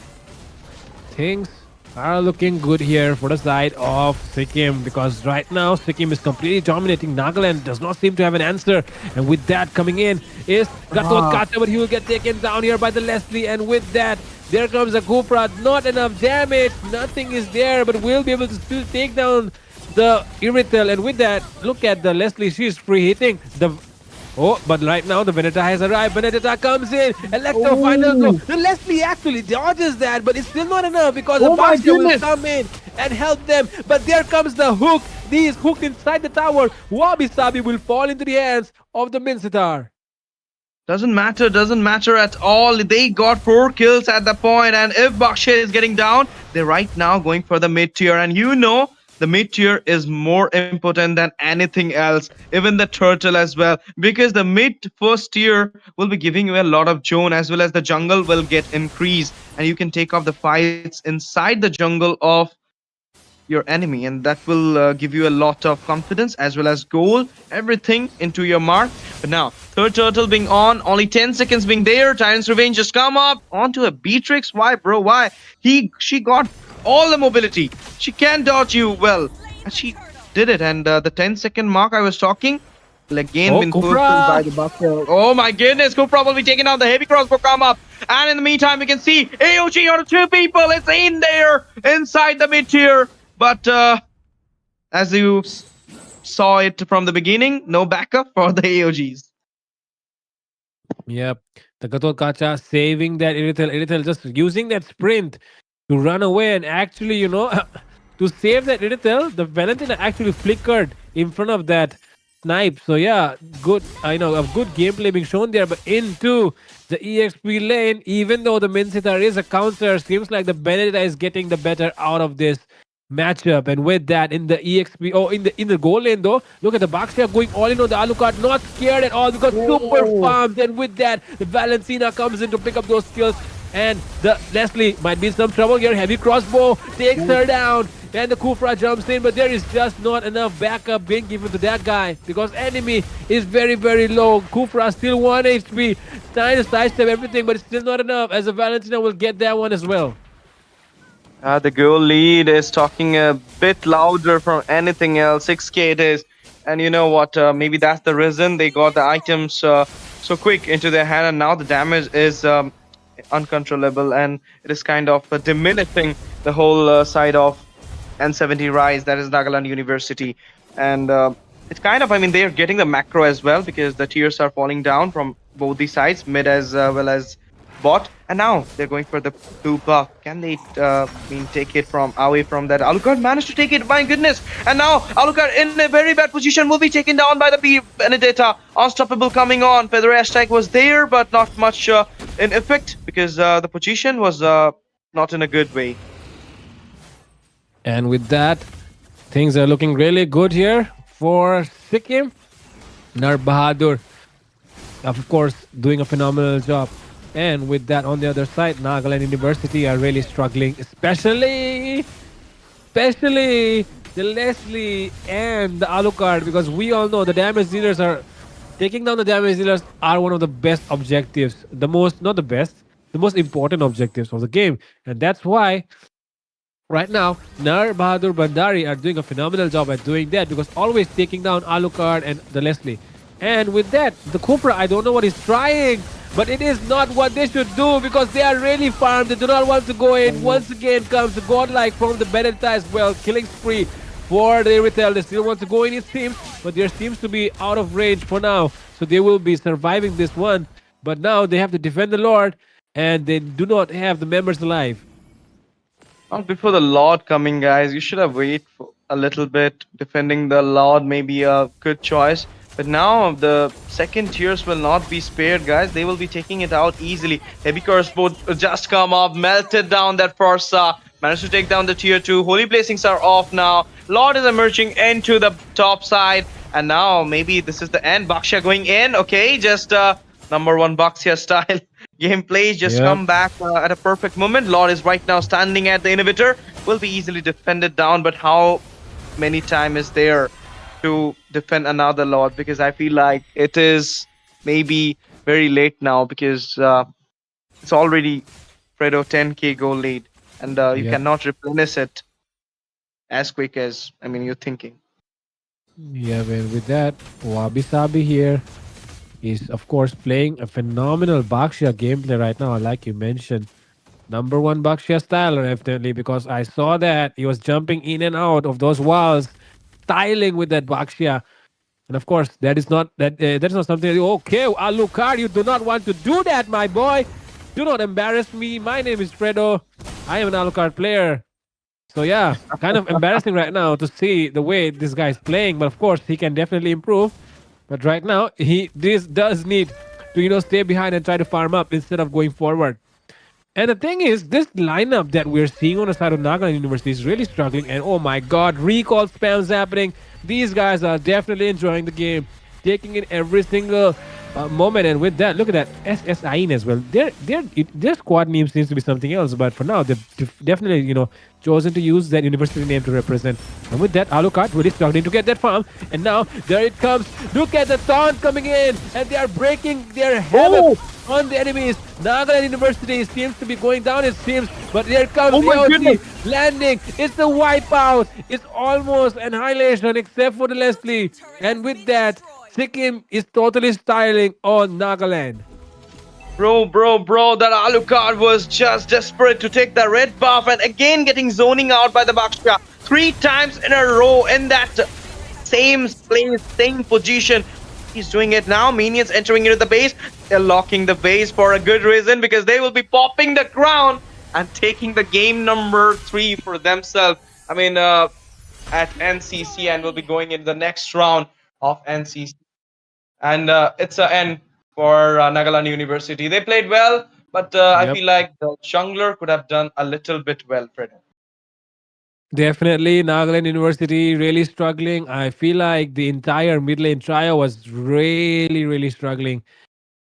I think the entire team was actually struggling because the side of Sikkim were just too much good, man. They were just way better, leagues better actually. Because if you saw the Valentina, oh my God, look at that Valentina. Of course, man. Of course, if you are the top Valentina in India, of course, number 22 Valentina in India, then of course you will definitely get gapped by that Valentina. Because look at the Farsa. We cannot really blame that Farsa.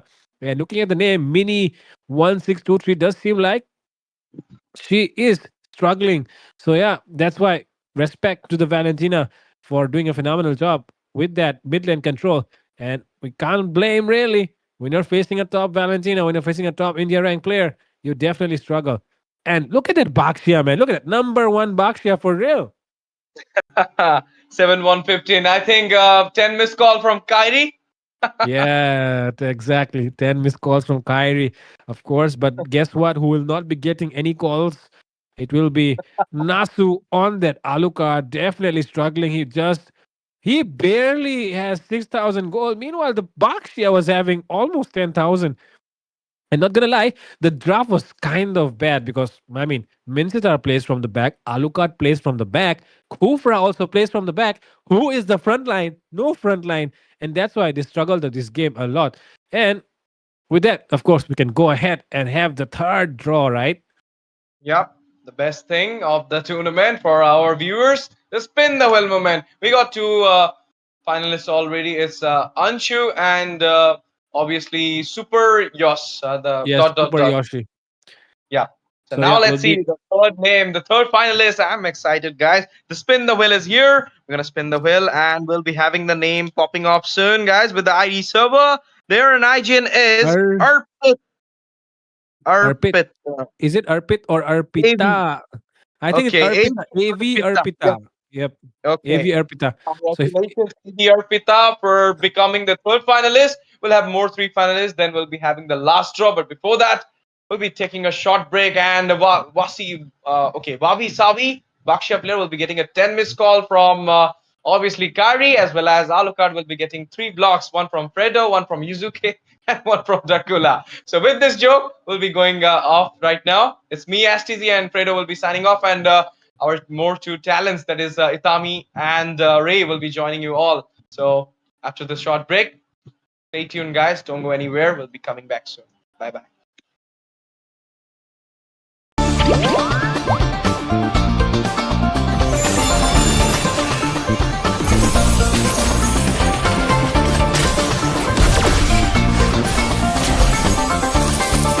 I am more than a weapon.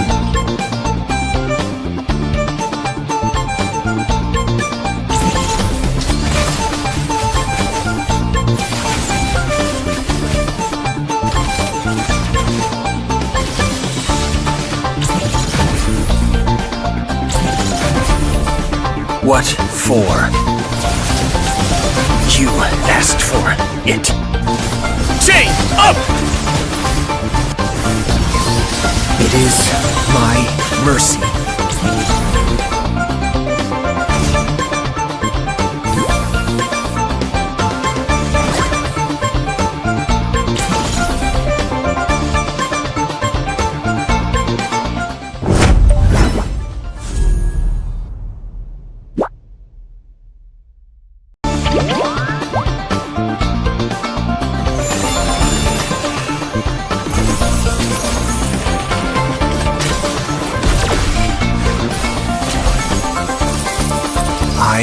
am more than a weapon.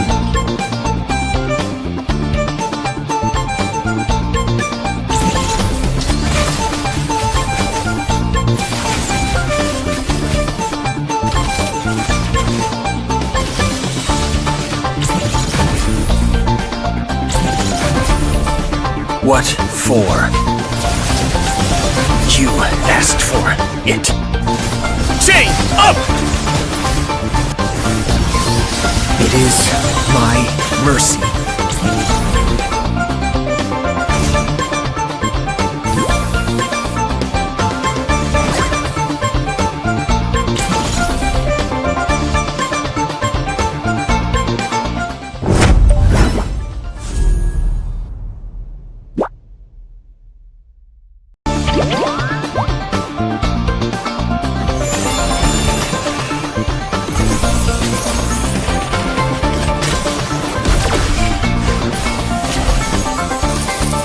I am more than a weapon.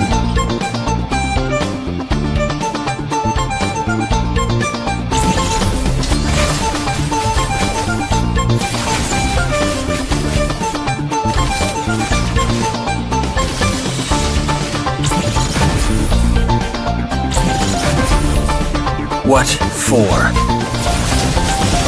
You asked for it. Chain up! It is my mercy.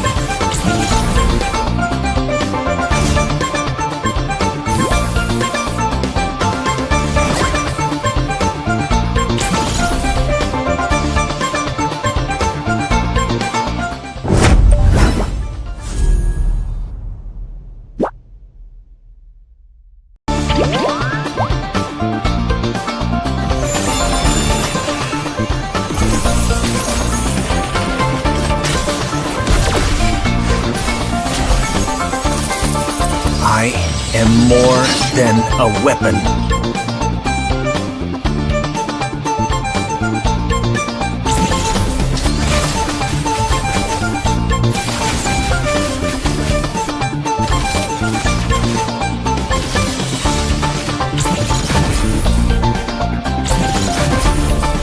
What for?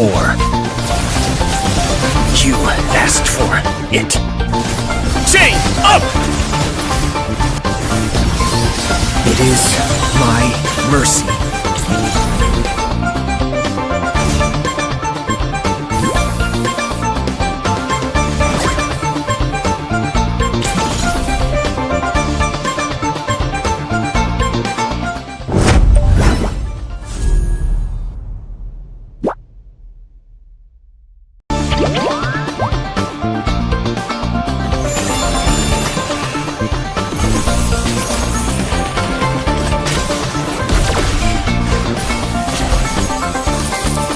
I am more than a weapon.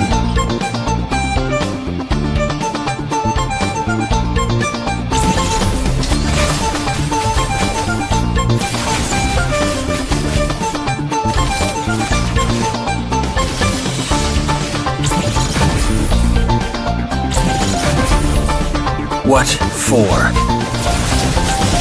You asked for it. Chain up! It is my mercy.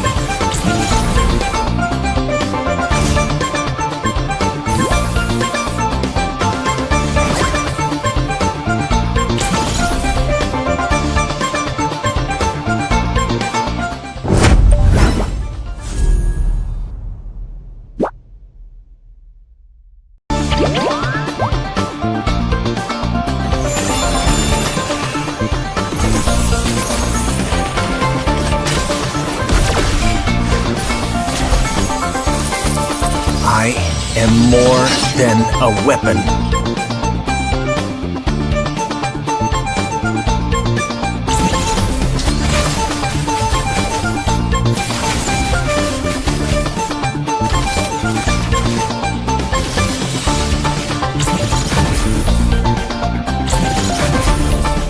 What for? You asked for it.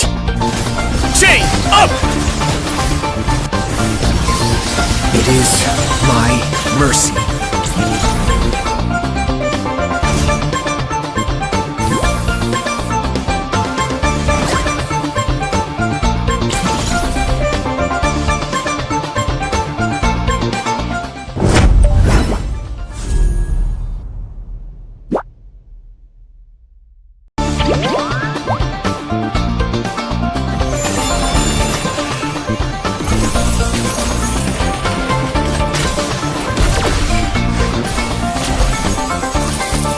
I am more than a weapon.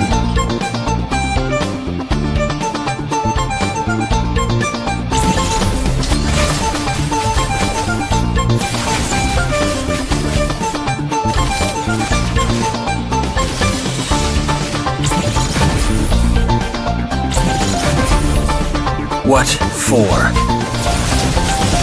You asked for it. Chain up! It is my mercy.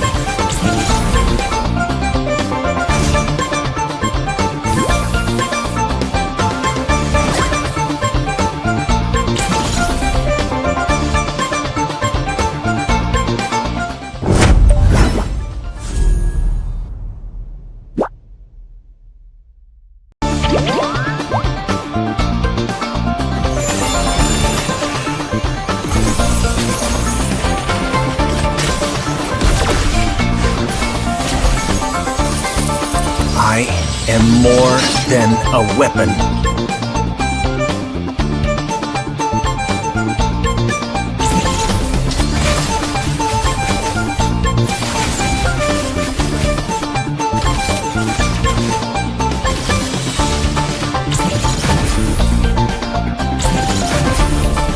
What for?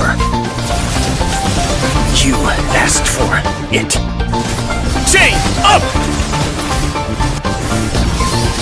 It is my mercy.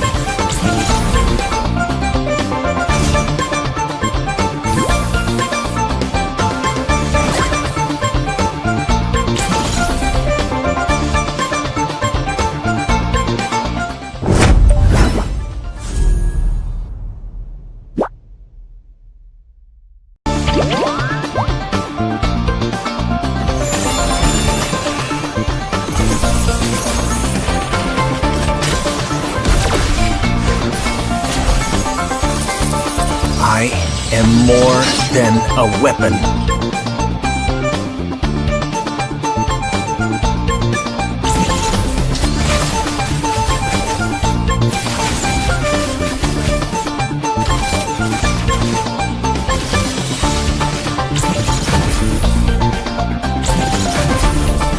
What for? You asked for it. Chain up! It is my mercy.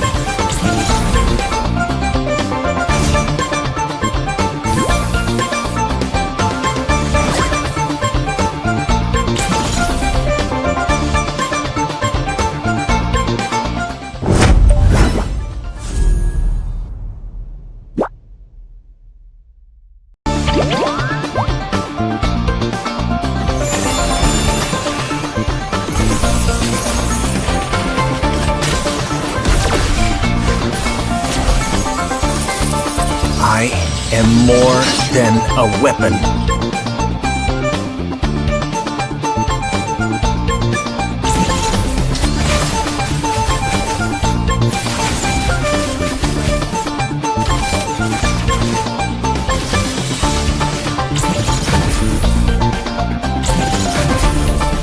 What for?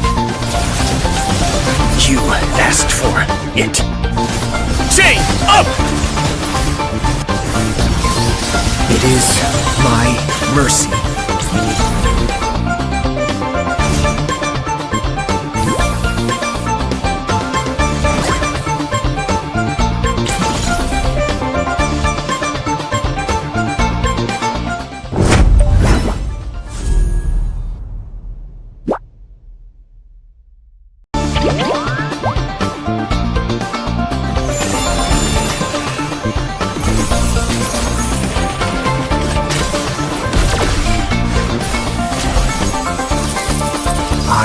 am more than a weapon.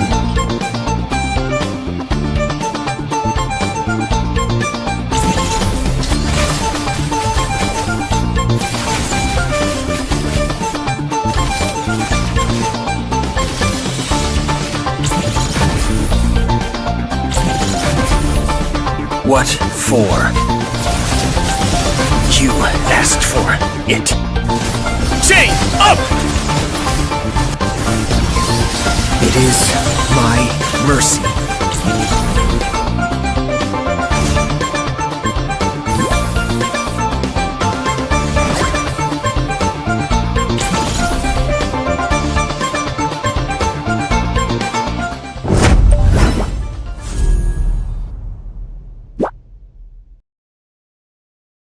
And good evening, ladies and gentlemen. Welcome back to NCC National College Cup, brought to you by Battleknights India, powered by Visa, and of course the production partner, the one that's bringing you all this beautiful visuals on the screen is of course Indian Gaming Corp's IGC. And we're going to be diving into the fourth game of this evening, and we're going to be witnessing obviously the college students duking it out each other. This match is going to be a little bit special because of course we have USTM. You already know it's a college from, of course, the borderlines between Guwahati and Assam and Meghalaya, but yeah, technically it's also considered Guwahati, but also USTM. But at the same time, the other one is actually all the way from Arunachal College of Engineering for women. Yeah, it's an all-female lineup, and it's the first one that we're going to be witnessing on this day 6 of round 1 of this obviously National College Cup online phase, and I'm really excited to see if the girls can do something against of course the side of USTM ninjas in pajamas of course, and the other side is UWU. I'll not pronounce it, don't worry. Anyways, joining me is, wow, our names are changed, but yeah, jokes aside, joining me is of course Itami, and I am Ray, not Ashtizi, do not mistake it. And let's dive into the draft. Itami, nice to have you here. We're back again together on the desk. Yep, good to see you back, as well as welcome back on to the NCC, Ray. And as you have already mentioned, this time it is Team Ninjas in Pajamas apparently who will be having the first pick advantage. And Team Uwu, this is the female lineup we were talking about. So I guess Ray is quite excited actually. So yeah, speaking Damn, of bro. which, they have already bro. proceeded with the bans, and the Erithel as well as the Jishan. Actually, Erithel first ban priority. Maybe they're plotting out a Granger, or maybe a 1-1 or something, or they just don't like dealing out with the Erithel. Either of them are possible. They could have just seen an Irithel main, just like you mentioned, or maybe just they want to pick up the Granger for themselves. But hey, Ninjas in Pajamas can also do that because they are the first pick. So let's see what these college students can make it happen. Of course, USTM. Itami, you do know the full meaning, right? Go ahead, tell me. No. University of Science and I Technology thought. in Meghalaya. Yeah. Okay. Oh, Yeah. okay. Usually, Because, if it's college, it's ST, yeah, science and technology, most of the time. Then it's some, it's not some, but like a great person, like a freedom fighter, maybe, or a lawyer in those. Basically, in historical figure, But yeah, it is science and technology. Overall, we're going to be seeing the bands are coming in. The ACEU, which is obviously National College Engineering for Women, we'll just call it ACEW. It will be, or we can just call it ACE2. No, we have to include the W because, of course, that's what separates it, right? Because it's a college exclusively for women.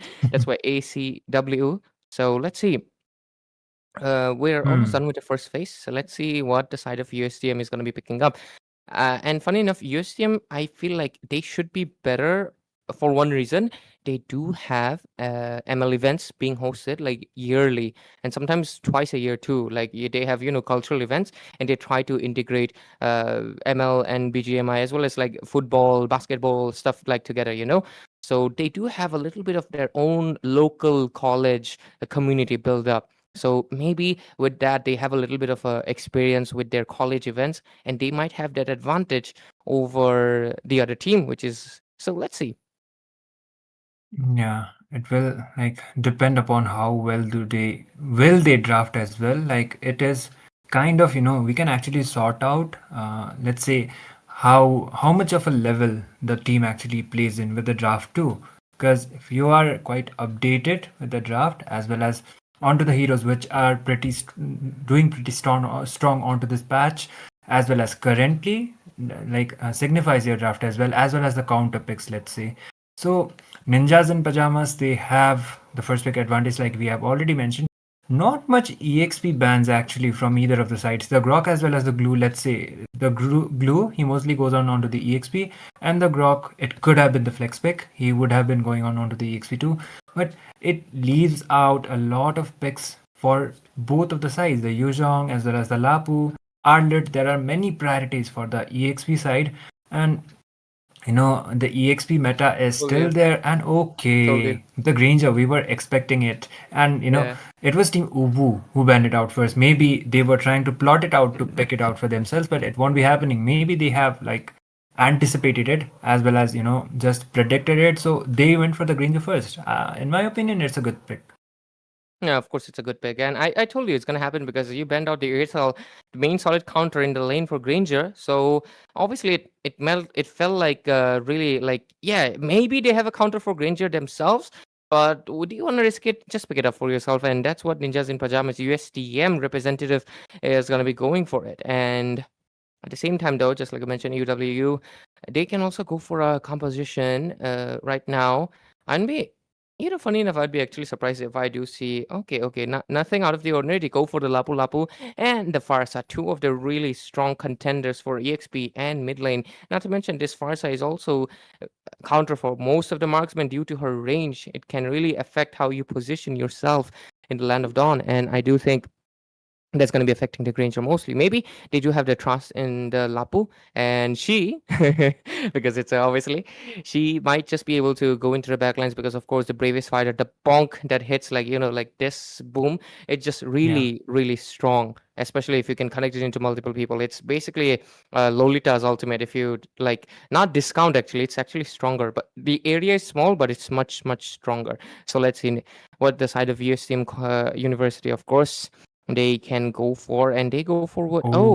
Debut, is it, of Sicilian? No. I think this is the It's first not Sicilian, actually a or debut. okay. No. Okay, we got another Sicilian user. Interesting. Let's see. Sicilian though, late game. Both of them are for now late game scalers. Only the Yuzhong is kind of early to mid game. Yeah, Ixia as well. Okay. I actually like the draft of Team Ubu as well. For the setups, they can use out the Farsa for the Feather Strike, as well as the full barrage will be coming up from the Ixia. So from a far distance, he will be able to dish out the damage. But this time, Ubu, if they have done their homework, then I guess banning out a Lolita would actually be a safe kind of an option. But instead, they went out for an Alucard ban. Alucard, he has been, sometimes he gets banned out, sometimes he gets picked as well. But it is safe to say that his pick rate has increased compared to before. So you can go out for a fighter that can just dive in onto the front line and just go Rambo. But the Sicilian as well as the Granger, like you mentioned, both are late game insurances. They don't dish out that much damage onto the early phases of the game. So they will be needing out a jungler that will able to scale up onto the early as well as maybe onto the mid lane phases as well, because both of these heroes ironically are stack dependent. Yeah, both of these. I mean, that's one of the reasons we actually, I think, one season ago, we were seeing the Granger Sicilian combo always being used because people would just hold the early game, and then once the snowball starts, it's really hard to make a comeback because, of course, what are they gonna do? The Granger just starts spamming heavily, which obviously means more damage, and Sicilian with the stacks, he can just dish so much damage that you will get easily one-shotted. But at the same time, on the other side, they have picked up a marksman that has actually more range as well. It is the Ixia, a pick that is not that seen much, but with the Metro Zero skin making its place in Land of Dawn, it is very likely that Ixia is pretty strong, and it is also obviously released to make her a little bit more appear in the tournament scene because people would be more likely to try it out. That's the whole reason, right? So and I'm gonna mention Ixia actually looks really beautiful in that trailer, man. I was simping hard.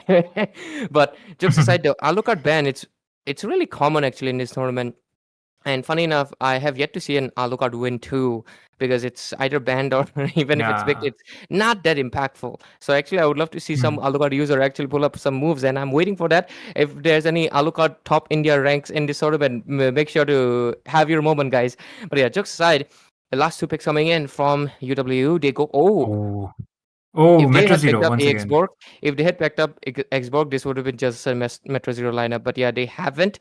Instead, they go for the Lapu Lapu. They're not exactly committing to it. But the Roger pick, though, it's interesting because Roger's not the. Yes, just like I mentioned, Metro Zero skin does make him a little bit relevant, but at the same time, he's not the best top tier jungler compared to the rest because we still have the Fredrin available who can sustain a lot more. But we'll see. Roger, still though, is one of the typical junglers. Once he gets the farm, he can easily snowball too. Same thing as an Alucard. Yes, you can underestimate him, but he gets the farm. It's really hard to stop him until you get the anti-heal, and then if you have extremely heavy CC to shut him down. They all serve in the snowball sense, and Roger does serve similar purposes. So it's very likely we might see some dominance. But hey, last two picks for the USTM, Ninjas in Pyjamas. Let's see what they pick up. The Roger actually early game wise, he can do the decent amount of damage way before he gets his itemizations. And as much as the game progresses, he can go out onto the lead. But okay, interesting enough, that is a Diggy, right? So Diggy as Oh well as my Hayabusa. God! Hayabusa, okay. Yeah, Hayabusa, I understand. Even after the nerfs, he is still a valid kind of a jungler, not the S tier like the Lancelot or the Diggy's so YSS, tiny! but the Diggy's so Diggy? tiny! Diggy for who? Yeah, he's so tiny, man. The Diggy He's so for cute. He's so cute. I forgot how cute this guy is. Diggy. You Yeah, know why? I know Diggy the for. reason. They assume that either way, UWU, ACEW, obviously Arunachal College for Engineering for Women, this team would have picked up either a Tigreal or maybe a CC tank. Basically, they were expecting a CC tank to come up. So Ninjas in Pyjamas thought a little bit ahead. Hey, let's pick up Diggy. They will just like it would be hard for them to counter it. But the other side, they just picked up the Angela, which is funny enough. Well, there goes, and it is a stereotype. They should have kind of known. But anyways, ladies and gentlemen, welcome to the Land of Dawn. We're going to be witnessing the side of USTM Ninjas in Oh Pyjamas my going against God. UWU. ACEW, a college engineering for women from Arunachal, the first all-female team. Yes, we've actually had female players before, Dave, Sara, and Nox. That day they also won it out. So let's see if the girls can get it done. Intercasting this myself, I am Ray, and I'm joined by Itami. Well, of course, this is NCC, day 6 of round 1. Let's see what's gonna happen. Anyways, let's get into the action, Itami. And already we can see a little bit of rotations and everything. Yeah, I like the name of Roger, man. Number one party. She knows what's in it. Yeah, definitely. As well as I'm kind of familiar with the Angela as well. That is most probably Yuina. She's one of the casters too, but okay, there was some engages. But it's just the pokes right now. Funny enough, the Diggy, they kind of were anticipating the crowd control kind of a tank. Maybe Yeah. a setup like a Tigreal or a Kufra or something like that. Minotaur was also possible, but their plans were completely denied by an Angela pick. So if the Roger goes berserk and if the Angela has the hard guard, she can be coming up with those clutch engages as well as the higher HP. But speaking of engages, Mao-sama just gets the kill. Yeah, they get it. I think the name of Farsa and Ixia is Pokemon. Yeah, Cresselia is a psychic type legendary. It's a pink Pokemon. And Electrolux is also one, if I'm not wrong. And yeah, I think Telesia is as well. But yeah, that's Yuna. I get it. Some things are connecting. Yeah. I get it. I know. I'll just say Moon, bro. But anyways, Retribution Battle usually should be won out by a Hayabusa because of course he can come in with the Ugi Shadow Kill and just Retribution while he's invincible and invisible. Damn, he's actually both. Damn.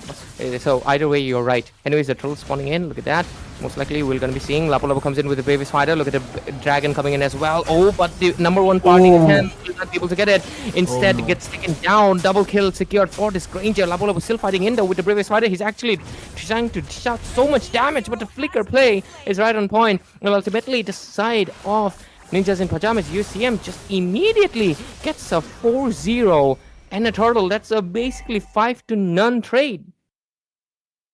Exactly. A big trade as well as the main objective, let's say the neutral objective being secured. Okay, Sicilian has the blue buff apparently. Is that of the, yeah, it should be okay that Iggy also comes up with the play, but still Ubu are, they are yet to find a proper opening for their side. They just got taken down, and it is kind of understandable, but because they don't have a proper kind of a frontliner except for the Lapu Lapu. Is the Angela? She can be using out the hard guard if the Roger as well as the other members decide to engage. But it's mostly picked out for the Roger. Oh, the flicker was baited out, and there you go. A lot of damage being dished out. The Angela Oh. will use the ultimate to provide some shield, and the flicker comes in as well. But I do think that was kind of necessary because she's going against 3 people right now. She does have the sustain, but the damage is not going to be enough. She's most likely gonna get taken down, but she actually survives. That heal does come in clutch, but look at the back line. The Hayabusa is just waiting for the shadow kill to come in. Gonna be looking. Oh no, that's not the Hayabusa, my bad. It's the huge Hong coming in, and he just used the ultimate to look cool. Yeah, aura points gathered. That's it. But overall, a little bit of pressure into the top lane. Yeah, there might be some potential team fights as well coming out, considering the fact minions are trying to get in, but okay. They just might go in with the Sanguine Claws also coming up, but Farsa decides to engage.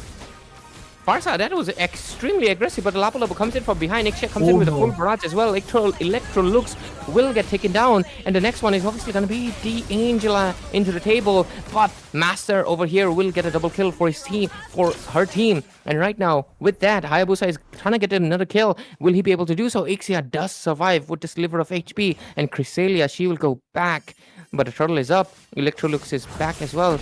Let's see if the girls can take this turtle for themselves. They are making a trade. They did get 3 kills right now, and they're gonna go for the turtle. Haya actually can engage because he has the blue buff as well. Let's see, this is going to be a battle of retribution, and there you go. And the retribution will he be gets it worn as out well. from Mao Sama over here. But Lapu Lapu on the other hand was trying to get the kill, but will not be able to do so. Angela will just get stuck. One of the biggest weaknesses of an Angela, once the person you're on top of gets stuck, you're stuck as well. Telestia does use the emote before she gets taken down, so maybe she's not that bothered by. But 83 score, 2000 goal lead. Yeah, it's still extending. Oh, Ixia just gets taken down onto the process as well. So does the Farsa, and by far it is Team Ninjas in Pyjamas who are having the advantage. I guess draft-wise, I think the execution from the side of Team Uwu, they were supposed to play it out a little bit more aggressively, but the fact that draft from the side of Team Ninjas is Pyjamas is more balanced in my opinion. That is the reason why they are winning it out when it comes to the team fight as well. Oh my goodness. Already hitting hard. Okay. 10 kills on the board, 3 only for the hands of UW. Okay, look at that. Hayabusa most likely will be able to kill because, of course, the stacks, he has it. Sky Piercer, pretty strong. Roger, on the other hand, though, wanted to go in. The Angela does come in at top, but looks like Angela will also get sacrificed. Telestia does use the flicker, but I don't think she's going to be able to escape it pretty easily because look at that Granger coming in. The damage will be dished out and Telestia will get taken down, but Master might finally be able to take down the Granger as well. Shut down, secure for this Lapu Lapu. She's still fighting in. Can she do it? But she's actually able to do so. She's actually buying a time for her team, but I would definitely suggest her to go back. Farsa comes in with a flicker play, very aggressive, full barrage for Ixia as well. But this might potentially be Hayabusa. Does he make a potential mistake? Is it? No, he does not. He had the ultimate. He makes a clutch play, and Chrysalia over here trying to fight it. She actually wins it out with the regen of obviously Ixia's passive, and because of it, she will live. And National College Engineering for Women, they're kind of making a little bit of clapback, but it's not enough because 3,000 gold lead into the hands of Ninjas in Pyjamas from USTM, and not to mention Mao Sama. Hayabusa has 7 kills. Yeah, I actually would like to see the goal difference as well, like onto the itemizations things too, because Ixia already only got actually taken down once. So she might actually be able to scale up against that Granger, but there might be a fight. Ixia. And look at that, Ixia will get taken down. Obviously, 4 people jumped on her, and there was just no possible way for her to get out of it. And right now, the They're most likely gonna get the third turtle as well, but I would definitely think they should just, well, to be fair, they do have late game, so they can wait it out. They can delay the game, no issues, but the damage is already there for Sicilian. Oh, damage being dished out. Farsa, I think that is glowing wand, right? Yeah, she does get the glowing wand, but it's not going to be enough. And there you do go back. Oh, Yujong coming up with the Black Dragon. Telestia most likely going to be the primary target. Comes in with the flicker play, but the Mausama will most likely going to take her down. On the other hand, though, Electrolux will get taken down as well. Legendary Secret from Mausama. Ixia comes in with the full barrage, but the damage is just not enough to do it. Lapu Lapu does fighting and will take down the Minecraft head. The Diggy is still fighting in, but it's not going to be enough because Iroko Senpai will take down along with Cresselia. Legendary secured for this Hayabusa, who's just going all ham and is securing everything. 9 kills, max stacks for the Sky Piercer. Roger trying to defend the lane, but number 1 party attempt, she will not be able to do anything. And even Farsa, she'll come in a little bit late. She's going very aggressive. Every time she just ults straight away. No hesitation. And that just comes at a price. She gets taken down 7 times. Yeah, and okay, the Farsa, I guess the positioning is kind of lacking for her because she is getting dived out quite easily, as well as there is a Hayabusa. So if you are locked in with the shadows, it is not a good sign. Lapu just very fighter, but the Ixia as well falls off onto the process. There is the engage, but Master was trying to do a 4v1 kind of a scenario. The Ranger just goes down, but still there is the engages, as well as the Farsa uses the Feather Ray Strike. The Black Dragon form comes up onto Telestia. There is the Petrify as well. There might be the engages coming around, and that will be a mega for that Yujong. It's only the Angela remaining, and most probably she is going to be calling it back out, or maybe just using the hard guard in order to escape. And there you go. Maybe leave Sama, might just go down, but okay, the engages are still not coming up. And with it, 24-9, goal difference of around 6,000. It's looking pretty easy for the ends of USTM and Arunachal College of Engineering for Women. They are struggling. Their representatives are really struggling. The all-girls lineup, but they do have a solid composition. It's just that the 2 of the heroes are not exactly the strongest meta, and there's a little bit of execution happening wrong. Electrolux is very no hesitation kind of a player, which shouldn't be your style if you're playing the Farsa. Yeah, you need to be like putting yourself more onto a safer position. Let's say using the Feather Day Strike from a far distance would be a better idea, but for now it's not happening. And the Farsa, it is getting quite zoned out because of the fact they have the Hayabusa as well. He can just shadows and just go in with the quad shadows as well as the OG shadow kill combo. But speaking of which, oh, the stun. Oh, look at that. The Black Dragon form comes in, most likely going for an engage. The other side of Ranger is trying to poke and take down the turret. Yuzhong getting taken down quite low, but Lapu Lapu will immune out the Diggy's time clock and will just go back. The Lord is marching down from the mid lane. They do have the Holy Blessing, so they will be able to survive it for a little bit long, but let's see what's going to happen. 24-9, the kills are still the same, but let's see what's going to happen. Lord walking down the mid lane. It's going to get taken out pretty fast, I think. Electrolux losing out the HP. Hayabusa gets stunned inside the turret, and that might have been a bad decision. He does survive with 1 HP, and the Lord, just like I mentioned, the Holy Blessing will save it, but the other side won't get saved out because, of course, it was undefended, and right now they're getting pressured, but the inhibitor will get exposed out. The side of Ninjas in Pyjamas will not go for any aggressive play here, but they have secured the inhibitor. That basically means they're in for a good treat. But oh, look at that. Diggy will just use the Revitalize and the ultimate time journey as well to get out of it. On the other hand, though, Granger going for 1 versus 1, most likely wants to take down the Roger. The Angela pops in the ultimate as well. Angela will just inside the turret again, and most likely taking down. The Flask of Oasis comes in, but Legendary secured. 12-05, max stacks under Sky Piercer. And Cresselia, oh my god, she just got one-shotted by the Sicilian, almost barely scraping it off. Most likely going to be pressuring the mid lane as well.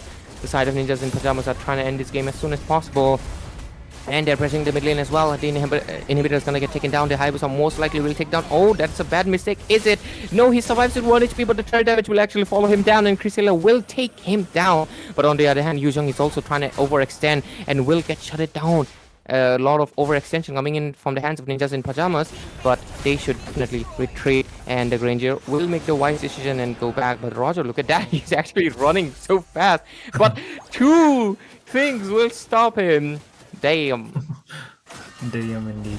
And all they have right now is the crystal. So if Team Ninjas in Pajamas they decide to engage, then maybe the treat will be coming up. But I guess it will be a better option. They just go out for the Lord and try to end the game as soon as possible. But if they are kind of left out with low HP and they don't have the crowd control, then maybe they can dive in.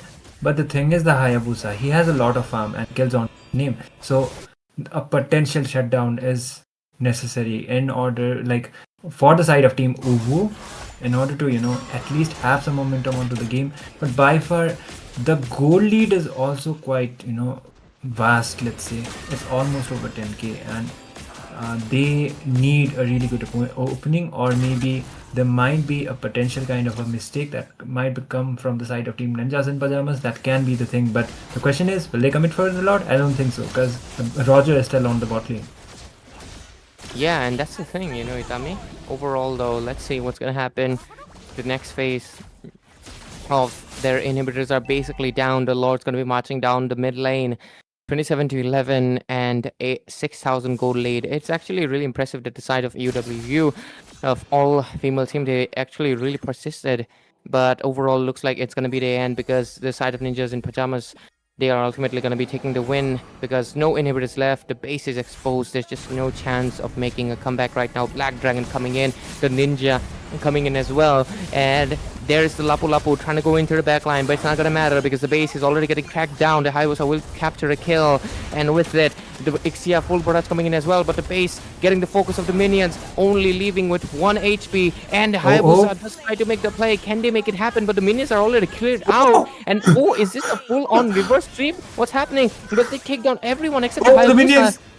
But the minions, they have to stop it, and they will. And because of that, minions are pouring in. It's not stopping, but Hayabusa, he's also pretty low. The minion is hitting the base. Roger doing absolutely best. Hayabusa, that's not the best decision to go for, but ultimately, they will pull up a defense.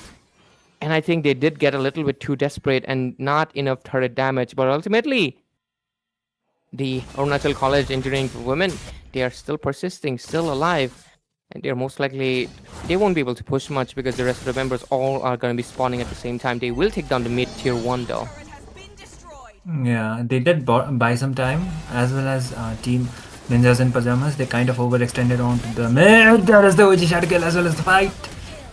And double kill secured for the Hayabusa. And they will retreat with the rest of the members. Angela will just piggyback the Lapu Lapu. Don't need to run. Go, my Lapu, go. And with that, only 2 members left on the board. That's basically going to be meaning... Oh no, that's Angela on top. But yeah, she cannot really do anything much except provide a little bit of heal.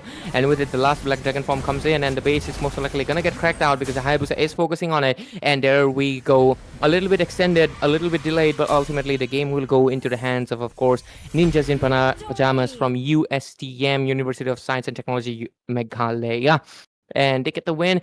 And unfortunately, we'll have to say goodbye to, of course, the first female lineup, which is obviously Arunachal College of Engineering for Women. But hey, it's all good. At least they brought up with a really good name, right? UWU, also known as Uwu. So yeah. Anyways, we can see Itami obviously break it down. Yeah, the Lapu, man. The engages were definitely there from him, as well as she worked out as the frontliner, and she was able to sustain quite much onto the team fights. But Ninjas in Pajamas, I guess the execution as well as the aggressiveness right from the start was one of the reasons why they got a lot of advantage, as well as the Hayabusa, man. Like, he had like 12 to 13 kills before he fell off for once, and they were just dominating. And Team Uwu, they did try it out. I guess the draft was not exactly an issue. If they had a frontliner, then maybe another frontliner, or maybe a proper roamer, then the consequences as well as the defenses would have been coming up. But it's okay. The Angela, she was providing the heals for her team, but it was still not enough. And the Farsa's positioning, one of the things. It was kind of, off, and she was mostly getting targeted by the shadows of the Hayabusa. So that is it. And Team Ninjas in Pajamas will be the one who will be securing the next round. Progressing on to the next round. Yeah, they're going to be progressing to the round 2. So congrats. And whenever we are ready, we can obviously go for the spin the wheel too. Of course, if you aren't aware already, make sure you have already shared the stream, and obviously you've shared it to all the groups in social media, Discord, WhatsApp, Instagram, Facebook, whatever it may be. Share it, and you will be able to participate by joining the group and providing the proof that you are a valid participant. So if you're ready, let's go for spin the wheel and get the 4th winner of today's evening for NCC. Of course, let's go. And we're gonna be seeing, oh, the wheel have already spun, and we've gotten, who's the winner? Is it Jod Eric? Yep. I think it's Jod Jod Eric. Jod Eric. Okay, Jod congrats to Eric. Jod Eric. You just got selected, and of course, make sure you stay tuned, because there's obviously going to be there's going to be a spin the wheel in the last section as well. So make sure you stay tuned. And ladies and gentlemen, we're going to be coming back with, of course, the 5th match as well. So make sure you stay tuned on Battleknights India NCC National College Cup, and we'll be right back with the 5th game of this evening. And make sure you keep sharing the stream, keep participating, and you'll get a chance to obviously win out a diamonds from 199 to 899 diamonds. So make sure you stay tuned, and we'll be right back.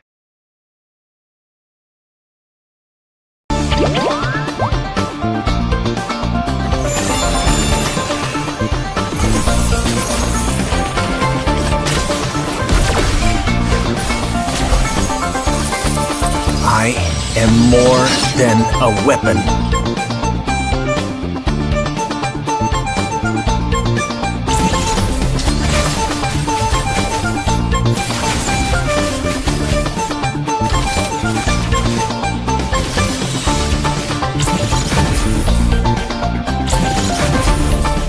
What for? You asked for it. Chain up! It is my mercy.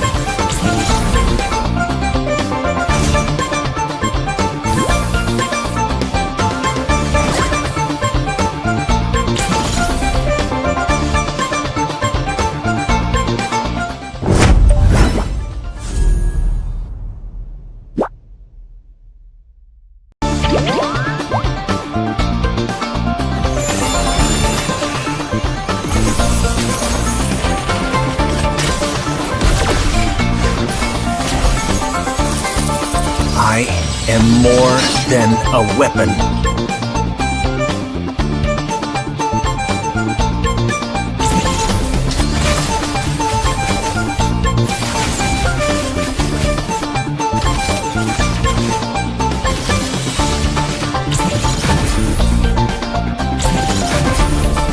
What for? You asked for it. Chain up! It is my mercy.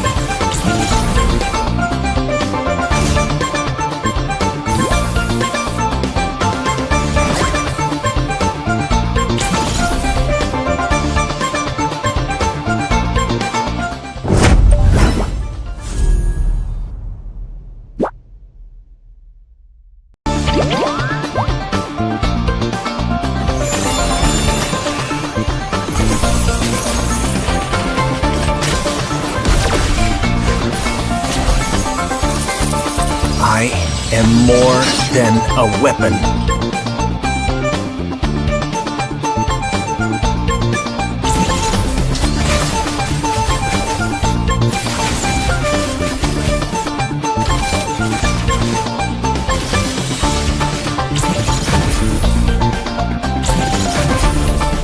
What for? You asked for it. Chain up! It is my mercy.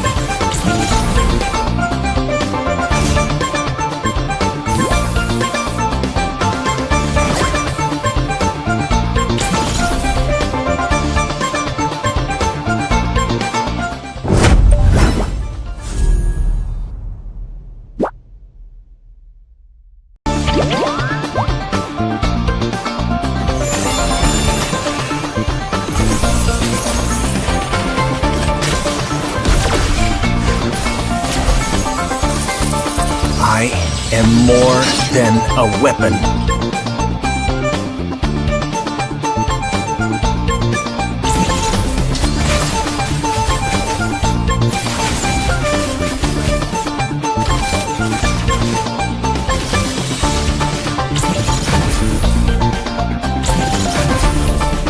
What for? Hello, good evening, and welcome back, everyone, to the National College Club, brought to you by Battleknights India, and production partner is none other than IGC. So we are here on to the fifth game of the night, and this time it will be between team No Cap versus team Kintsugi Souls. I'm sorry if I pronounce it wrong, but it's Kintsugi Souls. And team No Cap are representing Saint Edmund College. Meanwhile, team Kintsugi Souls, they are representing Sanjaman Limbu Degree College, which is in Gazing. It is called Galsing as well, and it is from Sikkim. So I'm kind of familiar with the name Sanjaman Limbu. He was the former chief minister of Sikkim, so it is named after him. And anyways, this time it is going to be, once again, it is going to be a best of one. So a single round elimination for both of the sides. So let's see whichever team comes up victorious this time. Once again, I'll be your caster, Tami. Joining me will be Ray. Welcome back once again, Ray. Of course, it's a pleasure to be back in NCC. And ladies and gentlemen, just like you mentioned, the two teams are going to be, of course, St. Edmund College, and representative, obviously, St. Edmund College is No Cap for real. And the other one is going to be Sanchaman Limbu Degree College, which is from Sikkim. And obviously, the name is of a former chairman. Thank you for sharing a little bit of history. I mean, not exactly history because former, but I mean, it is technically every moment can be history if it's in past. You know, even yesterday is history and today is a mystery. No, tomorrow's a mystery. Tomorrow is a gift. Yeah. Oh, okay. Yesterday was history. Tomorrow is a mystery, and today is a gift.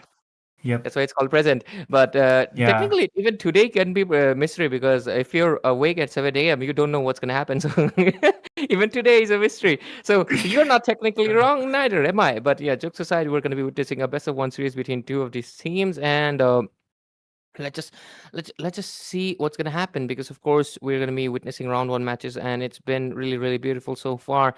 And all of the teams that are coming in, we've had a few female players appearing as well, because of course this game is obviously it's I mean, stereotype is obviously exists, like, oh, games is a guy thing, but it's always nice to see girl gamers as well, them appearing, especially a whole, like, all female lineup. We just had the side of Arunachal College Engineering from women, and it's really nice. I am looking forward to one of the colleges in mind, which is Hendik College. It's basically all female college as well, but the chances of it is really rare. Funny enough, they play BGMI more than, can you believe it? Yeah, they play BGMI more than the MOBA 5v5, and I will tell you the reason later on. But yeah, we should be going into the draft phase very soon, and let's see what strategies they have. So far, though, the teams that we are seeing, they're all very, I would say, like, above decent. Yes, some of the compositions are a little bit off meta, but most of them do have good knowledge. And as well as we've also seen a top team, which is Armageddon Esports. So I'm looking forward to if we'll see any more of the familiar faces or names in the community that already exist. Yeah, definitely. And I guess this is the second team that is coming up from one of the colleges of Sikkim. And before it was the Narbadur Bhandari College. Ironically, even the Narbadur Bhandari College is named after the former chief minister of Sikkim. So it is kind of a tradition kind of a thing, let's say. And right now we are already here onto the drafting phase. So Kintsugi Souls once again go, instead of the Erithel, previously it was the Erithel first ban, right? So Kintsugi Souls, they went out for the Granger instead. It is an understandable ban, but I believe, instead of banning out the Granger, maybe you could have prioritized the EXP leaders more, or they just don't want to be dealing out with the Granger, and they do have other strategies to go out onto the gold lane. And the 1-1 is also banned out, as well as, what is the guy? It is Minsita, right? The second ban from the Kintsugi Souls. Yep. As well as the Grok. Yeah. And with it, the icons haven't been updated. That's why I was a little bit confused, because yeah, it's still the USTM ones. But at the same time, what was it again? Bro, I sometimes the words slip from my mouth, and I keep trying to find it to bring it back. But yeah, jokes aside, first pick is in the hands of Kintsugi Souls, and let's see what they do pick for the first slot over here, because lately we haven't had like that many. What do you say? The word. Oh yeah, EXP laners, man. Why? How do I just? Sometimes I remember complicated words, and sometimes I lose the most basic ones. But yeah, the first pick. Oh, look at that! The icons are updated. Thank you. And oh, the side of Kintsugi Souls. Though that icon is Yeah. really nice and simple. Not minimalistic, but it's like a school kind of, I get a Saint Edmund. I was getting that vibe. On the other hand, though, damn, that is a very, like, what do you say? It has a very prestigious kind of symbol. The Sanchaman, is it Sanchaman Limbo? Yeah, it feels very prestigious. Pretty nice. But yeah, they come in with the fanny band. Well, let's see what, because it's really hard to predict. I mean, it's not about the meta. These teams have their own strategies and everything. Okay, they come in with a Yushin Shin. First pick, is it going to be a Kalia? Is it going to be a CC? Is it going to be a Lapu? Is it going to be a Farsa? Yeah, there's just a lot of options. They banned out the Granger first, so I actually wouldn't be surprised if they try to prioritize a marksman like an Irithel. Can be quite possible, but it will depend upon their lineup. Vices is banned out, and Lancelot is still open, so they can be going out for the Lancelot or maybe an EXP laner. I think mid lane is kind of rare. And Roma, if it was the Grok, then yeah, you can prioritize the Grok as the first pick. But for now, Kintsugi Souls, they are taking the time and look, okay, mid lane ban for mid lane pick first, and that is going to be a Farsa. So early game map control as well as the feather air strike to dish out the damage as well as clear the waves from a safe distance. So an impactful pick onto the mid lane. She is still one of the best mid laners right now onto this patch, with of course the Jushin. If a utility kind of a lineup comes up, go for the Jushin. She is just gonna be slamming you here and there. Yeah. And I mean, you don't have to explain me. Oh, what the? Oh my God. Is that a debut of a God pick? Yeah, it is.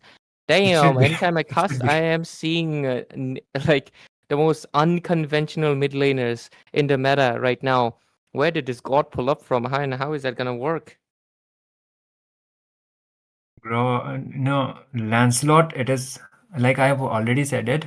Like Lancelot, he can be prioritized because he is one of the S tier junglers right now, as well as the god is kind of unexpected. But if Team Kintsugi Souls they go out for an assassin as well, I don't think the god actually can be a good idea. But let's say they are relying more on their comfort instead of the meta. And speaking of comfort, there comes a Beatrix quite early onto the Ghoul lane, and Irithel would also be quite of an option, but looks like Team NoCap as well as Team Kintsugi Souls, they like relying more onto their comfort picks. The Beatrix is understandable, but if you are going out for the Beatrix, I would actually prefer to ban out the Irithel, because onto the Ghoul lane phase, she deals out a lot of burst. Beatrix does has the mobility, but the problem is, the true damage as well as the shield she just pops up, that is kind of problematic when you go against her. So Irithel ban can be understandable. And there you go. I was expecting it, and they decided to just ban it out.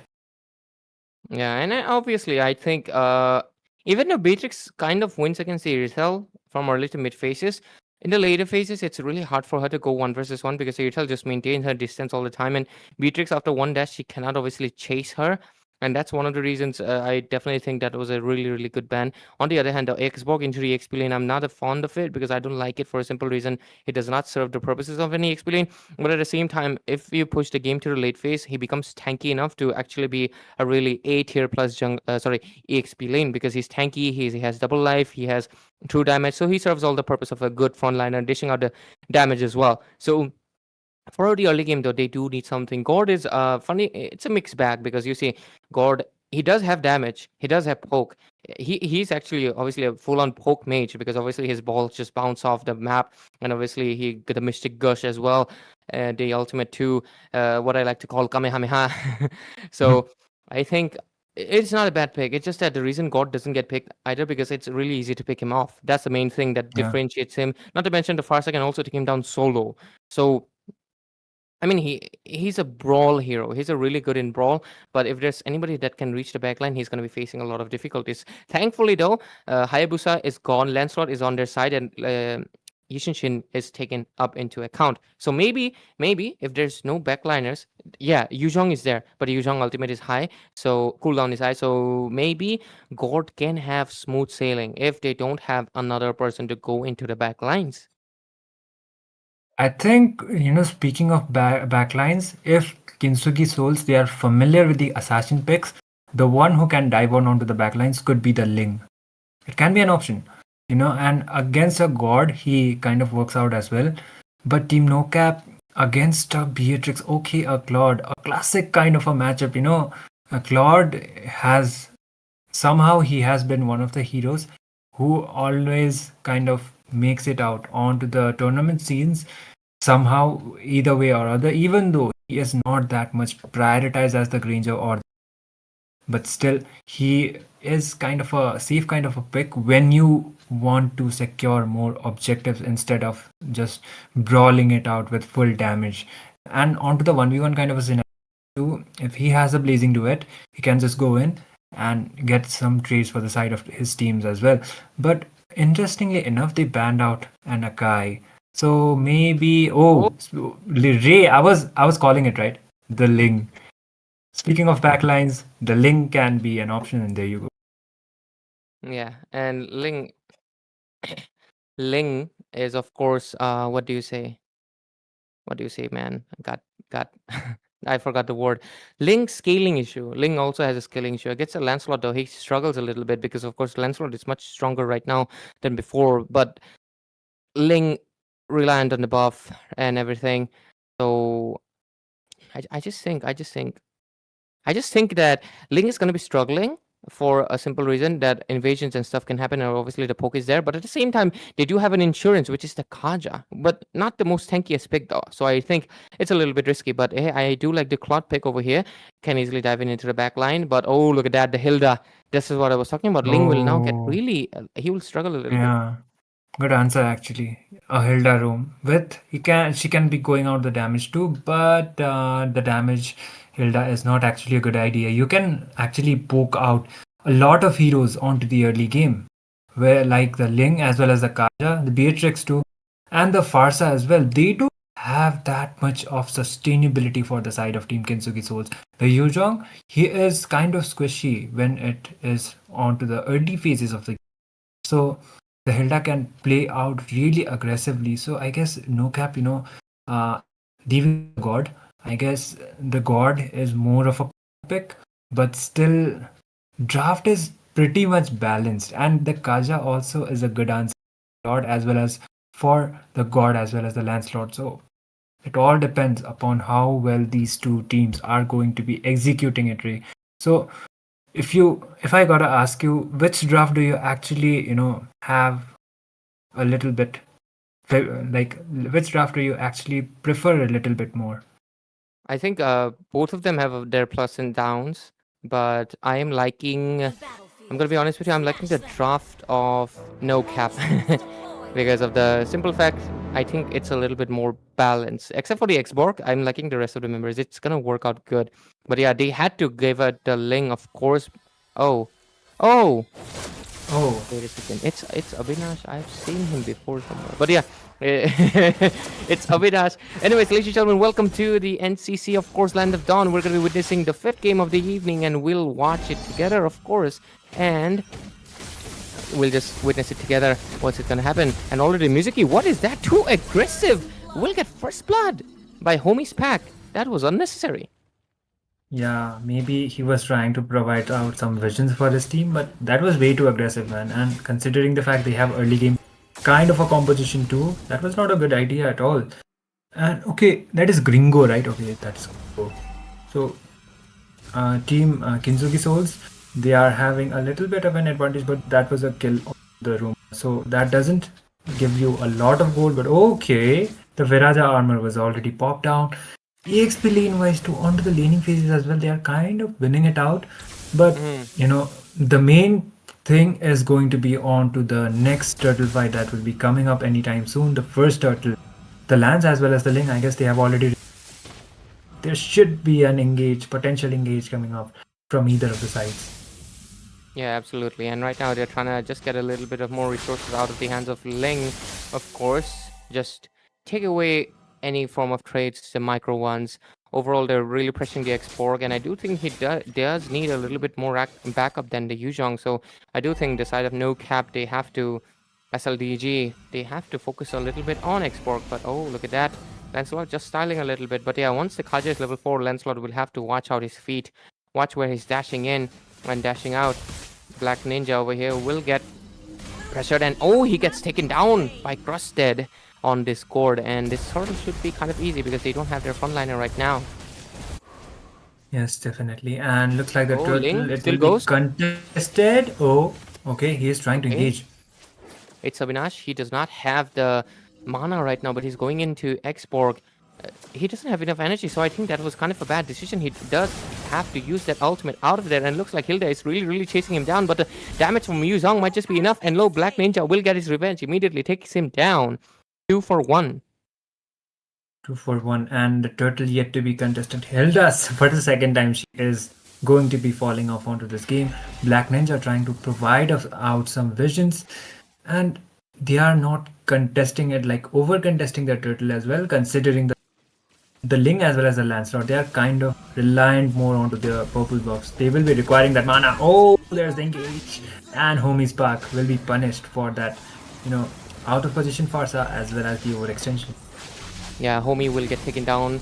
2 for 2 right now into the board. Lancelot will most likely trying to get it, but look at the Ling. It's Avinash who gets taken down. That is bad. And the Xborg not only gets the kill into the Ling, he even gets the turtle for himself.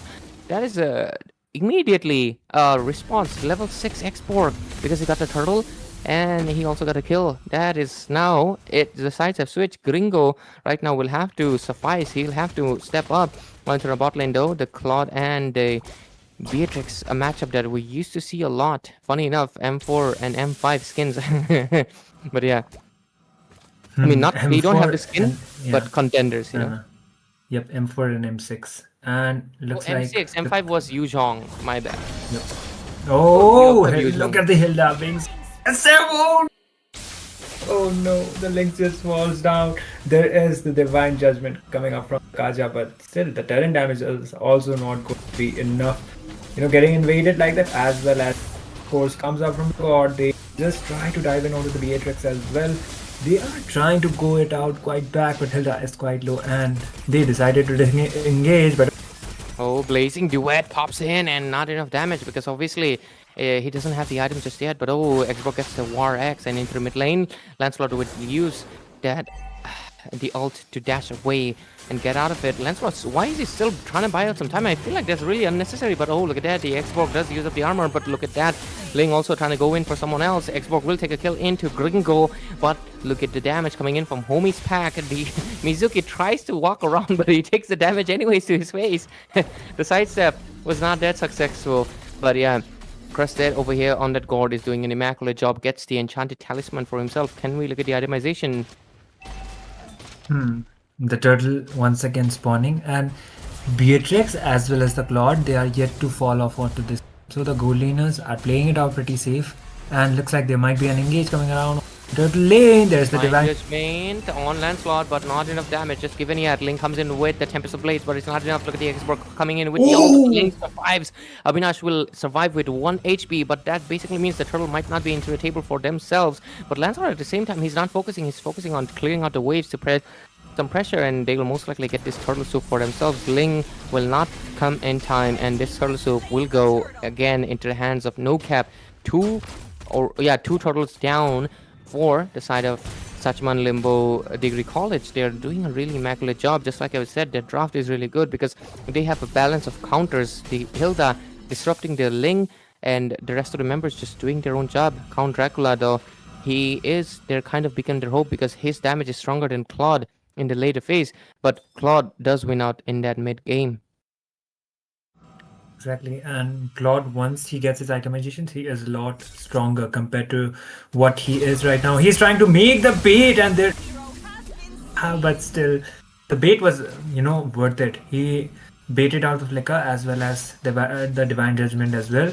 He was trying to do it, and there it is.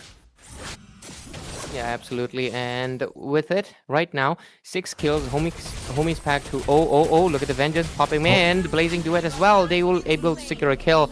And the Cloud will also survive that. And they're pressing the bot lane. Xbox uses the lasting insanity to get out of it. And they will also secure the bot lane turret.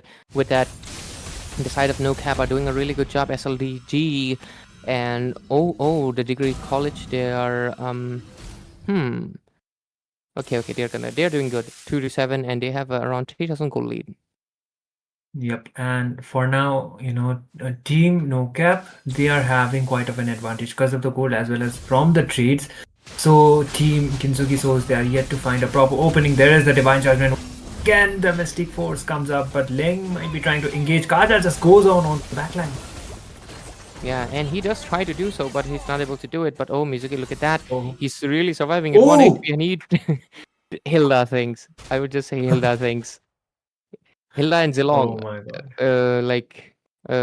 comrades in arms, surviving at 1 HP and running away. Definitely. Oh, there's the last insanity once again. Black Ninja goes back on time this time, and the turtle once again would be uncontested because the Ling is nowhere to be contesting it. And imagine being an assassin like a Ling. He is kind of vulnerable onto the earth, right? He will be requiring some farms, and Hilda is just invading you as well as getting some trades from you. So that would be one thing that would absolutely suck, being a Ling. Absolutely. This is why I was talking. The Hilda pick was just beautiful, and that's why the Ling is just getting pressure so much. It's one of his main weaknesses. 20 over here. Most likely wants to go for the Farsa, but he does have the level advantage. He might even take down the Yuzhong if he wants to. A lot of damage being dished out, but he knows this is not a fight that he needs to take, and just goes back. Yep, exactly. And okay, Swiftflow apparently got the immortality for the Xbox quite early, which is understandable. Out, but the Ling onto a bad position, and his blue buff will be stolen. Unfortunately, there is the Black Dragon form coming up, but Gringo will not be initiating, and the Abhinas as well as Crown Dracula, they will be trying to clear those lanes. You can already see the farm difference as well as the tower difference, which is making a lot of impact onto the game earlier on. The Hilda, look at her, just providing so much visions, just invading onto their jungle, providing the visions, and just coming out. Yeah, and with it, they take down the Gringo on the top lane, and that turret is going to be secured for themselves. And with it, okay, I think they can go for another possible engage, maybe, and they don't just yet. They're not over-engaging, but oh my god, Farsa's positioning once again. Bloody Retribution has been used out, and the Farsa once again will be falling down onto the process. The Xbox does has his Firaja armor. Maybe he will be trying to engage with the last insanity, but it won't be happening out. And Lancelot just goes in onto the backline, uses the Phantom Execution and escapes with the play, but the Divine Judgment will be used out onto him.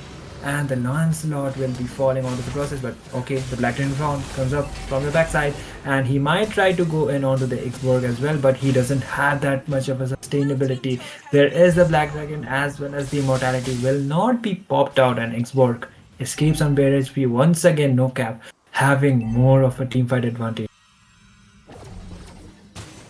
And with it, they have a 3-11. Damn, God really wants that purple buff for himself. Hilda, imagine Hilda just decides to take it.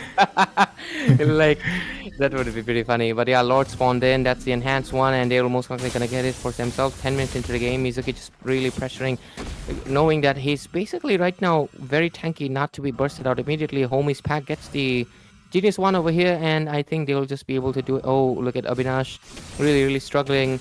And last time an Abhinash came in, he did not win either, so maybe it's a curse, sadly.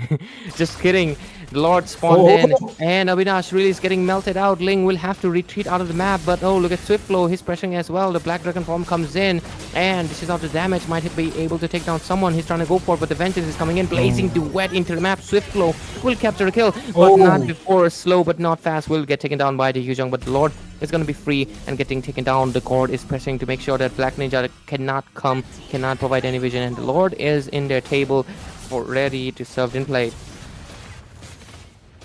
Yeah, once again, the dominance coming up from the side of Team NoCap. There is the Feather Airstrike being used out as well as the grenades, but it will be an unstoppable for that Hilda, man. How aggressive she's playing, as well as how much trade she's able to get, is actually immaculate in my opinion.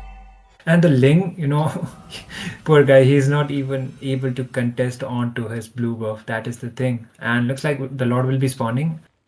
And by far, team, Kintsugi Souls, unless team NoCap, they might be able to capitalize onto it. Thing is, Ling is not even getting to smell his purple buff, man. Yeah, and overall with it, they will be pressuring the top lane as well, take down the tier 2, and they will be going for those inhibitors because all of the tier 2s are down. The Lords marching down from the bot lane. They're most likely, Beatrix getting a lot of pressure over there. Swiftflow will come in with a flicker play and will make sure that Beatrix gets taken down. And at the same time, look, the damage being dealt into the bottom lane turret. Abhinash really trying to defend that, but will not be able to do so.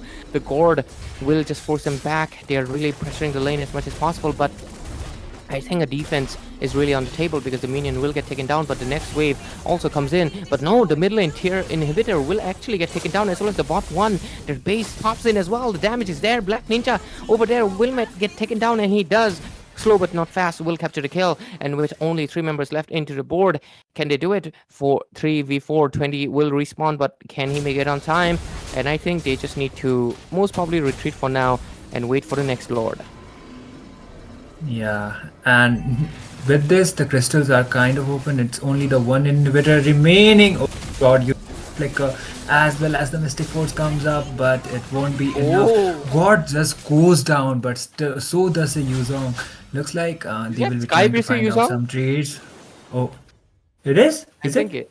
Yeah, I think that's a Skypiercer Yuzong. Can we see? Because every time... no. Whose Skypiercer was it?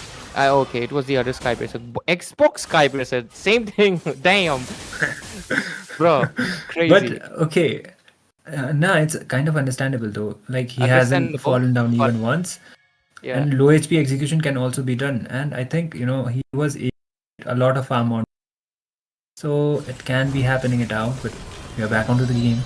And looks like Team NoCap, they will try not to extend the game, and they will be trying to end on to the next Lord, or maybe try to get fights there. But the Hilla, he is trying to wait it out. But there's the Kajana. That's why they are not over engaging, let's say, the Lancelot as well. Yeah, and with it, I think this is going to be a smooth sailing for them. They're most likely going to be getting the win for them because the base is completely exposed. The inhibitors are not there, and the Lord spawned in. The side of Kintsugi Souls, SEC, they're just not in a position to really contest this Lord. They only have one inhibitor, and it will most likely fall as well. The Lord will be free of competition, and they get it. The Lord's going to be coming in now? I think it should come now, actually. No, it's going to be coming in next one. Ooh, okay, it's going to be coming in next one. 15-10. Yeah, 15-10. The Lord's coming in, and they'll most likely just end it because I'm not sure if the damage for Mitsubinashi is going to be enough, or Count Dracula is just not able to do anything much into the game because all of the heroes are just really countering him out. And this might be the final push unless they can make a defense happen. The Beatrix does have the bazooka though, so a defense should be possible. Yeah, the defense, I think, if Kaja is able to get the Divine Judgment onto the Lance, maybe onto the major damage dealer, that is the Claude or the God, then it would be quite possible. But this time the lane sinking is also almost up to the point. But Claude might engage with the Blazing Duet, but he just needs the positioning. There comes the team fight. And the team fight is on. The last final push might it be because the Lord's already into the base, and without even any of the members falling, the Lord was locked in the base, and they will be able to get the win easily for themselves. As a side of SLDCG, they will get this game in their hands. And look at that, the side of Sanchaman Limbo Degree College, oh wait, 1 second. It was SLDCG, right? Yeah. Was it? Nah, it was NoCap who just won the game, and Sanchaman Degree College just lost it out. So Okay. it will be the other team NoCap who will be progressing on to the further rounds, and Okay. team I was mistaken. My bad. Kintsugi Souls, they will be waving their goodbyes for now, and hopefully they will be coming back stronger. But for now, it is going to be team NOCAP from St. Edmund College who will be progressing further onto. So I guess the problem was more onto the execution part as well as the held up. It completely ruined their strategies out right from the start. The Ling, he was not able to keep up with the farm as well as the invades that came up from him. So that happened, and one of the reasons why the Hilda played a really crucial role onto this game. The last pick Hilda was quite actually, it was kind of a surprise as well as it worked out. But anyways, speaking of which, we are finally here on to the finding out the fifth finalist. We are going out with the fifth spin and we will be finding the winner. So let's see who it is. Spin the wheel, boy. Let's go. Spin the wheel and let's get the fifth winner of the evening. And who's it gonna be? Who's it gonna be? Can you read the name, Itami? It's kind of blurry for me, but I think it's Kenny. Keni.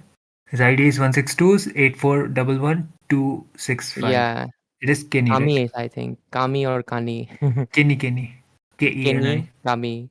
Yeah, Yep. it's either of them. But yeah, I think you can see your name and congrats to you. Of course, you're on the finalist. So make sure you stick around for the obviously sixth and final draw as well. And make sure obviously you stay tuned because we're going to be coming up back with the last match and obviously the last wheel of this evening as well. So make sure you stay tuned on Battleknights India and keep watching NCC National College Cup and keep participating in the giveaways by sharing the stream on all your WhatsApp, Facebook, Instagram, Discord groups or servers. Make sure you stay tuned and we'll be right back with a short break.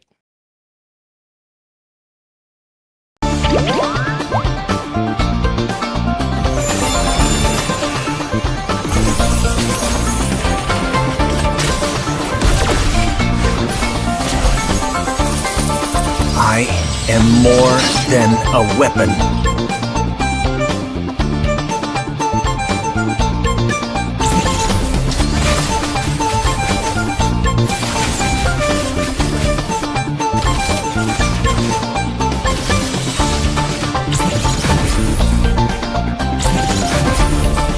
What for? You asked for it. Chain up! It is my mercy.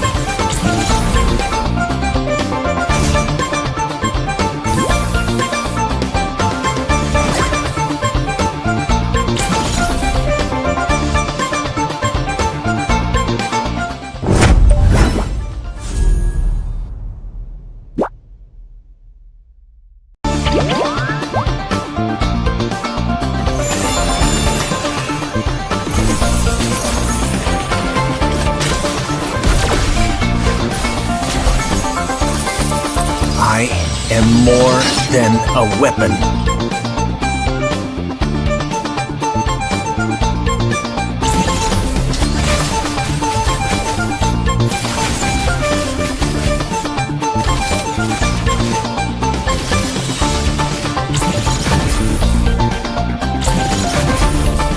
What for?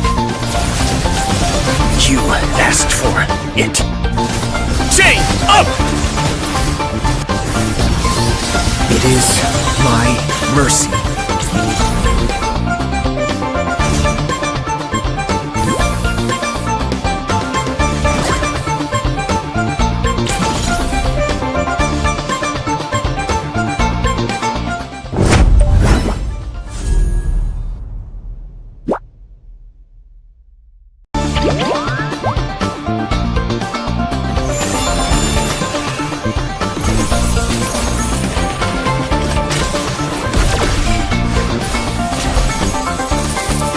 I am more than a weapon.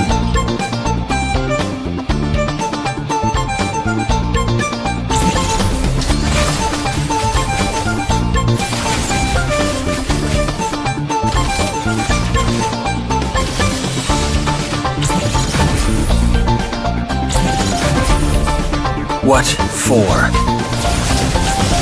You asked for it. Chain up! It is my mercy. Hello, everyone. Welcome back to the National College Cup, NCC, brought to you by Battleknights India, as well as production partner. It is going to be none other than IGN. So here we are on to the final game of the night, and this is going to be the game number 6. It will be between Team MAAF, teams in India, and they will be facing the team Hakla Bhai. Okay, nice name, Hakla Bhai, and Team MAAF. They are representing Dhana Manjuri University. Meanwhile, Team Hakla Bhai, they are Pati Degree College. So first pick advantage is for the side of Team MAAF. Here we are already onto the draft sections. I am Itami once again, and joining me Ray for the final match. So hello once again, Ray. Yes, just like Itami mentioned, thanks for the nice intro, Itami. And ladies and gentlemen, we're back, and this is going to be the final match of the evening. After all, we have 6 matches, and we have down to the last one. And after that, good night, bye-bye, sleep. Jokes aside, though, math team Hakla Bhai, bro. Hakla Bhai. You have to, like, I kind of feel bad for them, but maybe they can give us a surprise because MAAF here, ladies and gentlemen, if you aren't aware, they are the top 8 Mythic Leaderboard teams. Basically, they have obviously came in on the top 8 of Mythic Showdown, which is obviously for the best top 8 teams in India. So MAAF here is basically a big shot. They have also experienced LAN events and everything. So they definitely should be the team that you can place your bets on. But at the same time, of course, Team Hakla Bhai, hopefully they can stand the tides and obviously measure up to MAAF as well and give them a good competition. But hey, it's only a best of 1 series. So anything can happen. Let's see what's going to happen. This is really nice that finally I can see that MAAF, I mean, they're also student and I can get the university name of where they're studying. But yeah, overall, first pick for MAAF, just like you mentioned, and the bans are coming in. The Florin ban is there, but if Uranus is not banned out, your mom will pick up Uranus. Yeah, it is kind of an iconic pick for him. Like even before the Uranus kind of got buffed, as well as he Yeah. made his way back onto the meta. Your mom is kind of known for the Uranus pick. He plays it out so aggressively as well as so well. He was even able to secure some maniacs onto the previous tournaments we have witnessed. So it is First kind of an minute maniac iconic with a pick. Uranus. Yeah, exactly. And okay, the Alucard ban from the side of Team MAAF actually, and the Fanny as well. But it opens out a lot of EXP laners, Uranus, come excluding on. the Yuzhong as well Your mom, as the Uranus. Grok. So Uranus is open. He can just pick it out. But What? okay, MAAF. It is kind of unexpected. The Ling, it didn't had that much of a good time onto the previous game, but this time the scenario can be a little bit different. See. Godspeed 29. What are you thinking, buddy? First pick Link. Damn, either he is. I think they were trying to make a statement, bro. Like, yeah, we can just first pick Ling and we can win. They're trying to flex that they're one of the top 8 because there's just no way a Ling first pick is any way like something you'd call a good draft. Okay, I'm gonna be honest with you. Oh, It's not. It's not. But at the other side, though, let's see. Let's see. They do pick up the Farsa. Julian is an odd choice because, of course, he's not the most meta pick, but neither is the Ling. But funny enough, let's just see what's going to be the next picks. But yeah, MAAF, I want to see a Uranus. Come on. Uranus is always bent out in the top tournaments because nobody wants to handle your mom's Uranus. But I want to see it. No, they're going to deny me. Oh. They're going to deny me, aren't they? They're just going to go Alice. for that Alice, either EXP or a mid lane. Alice.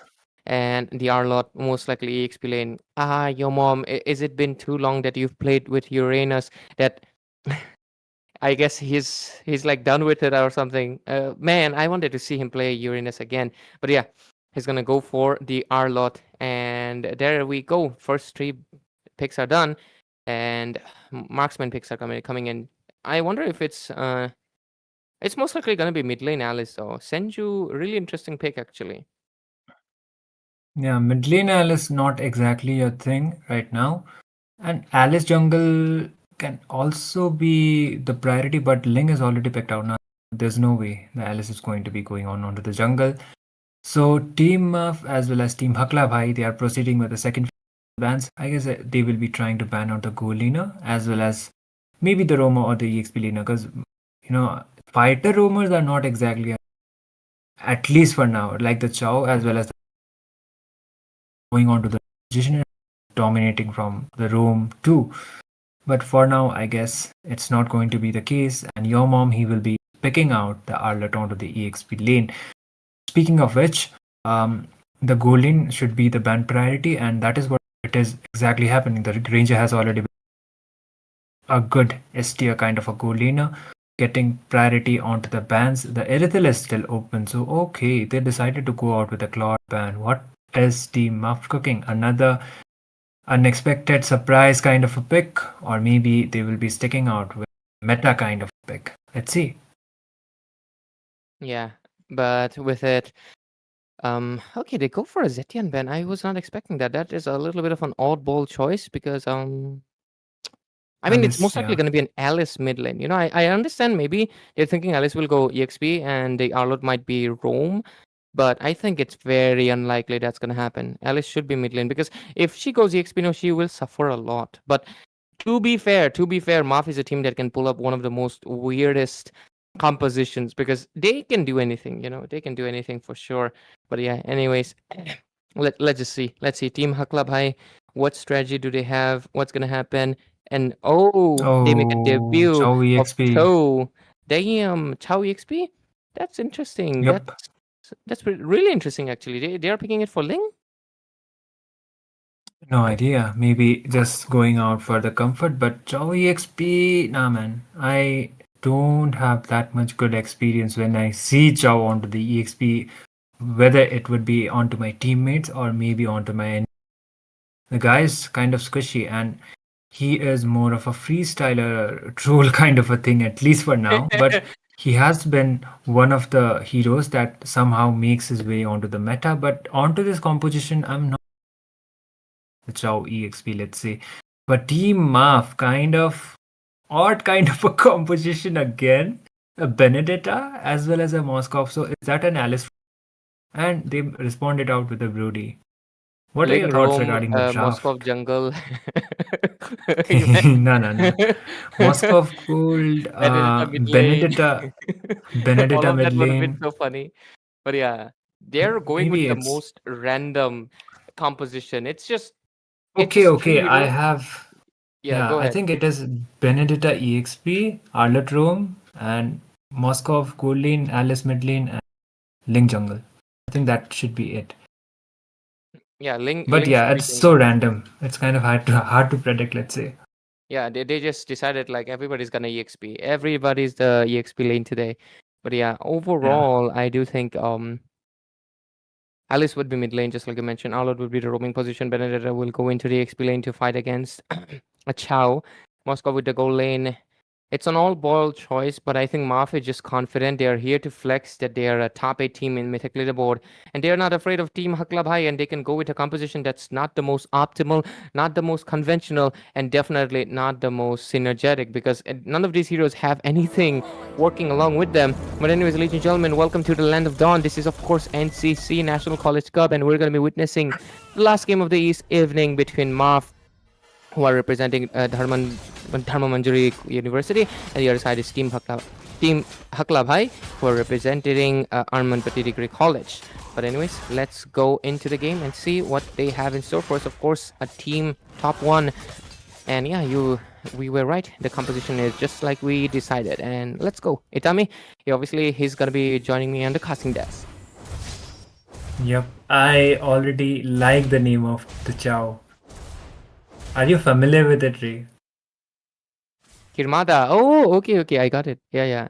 Damn, bring back memory. Really good name. Yep. A good choice over there. Rest of the members though, yeah, nothing out of. Okay, Korea. Okay, I get it. Kufra, I get your name, bro. Come on. But yeah. Moscow.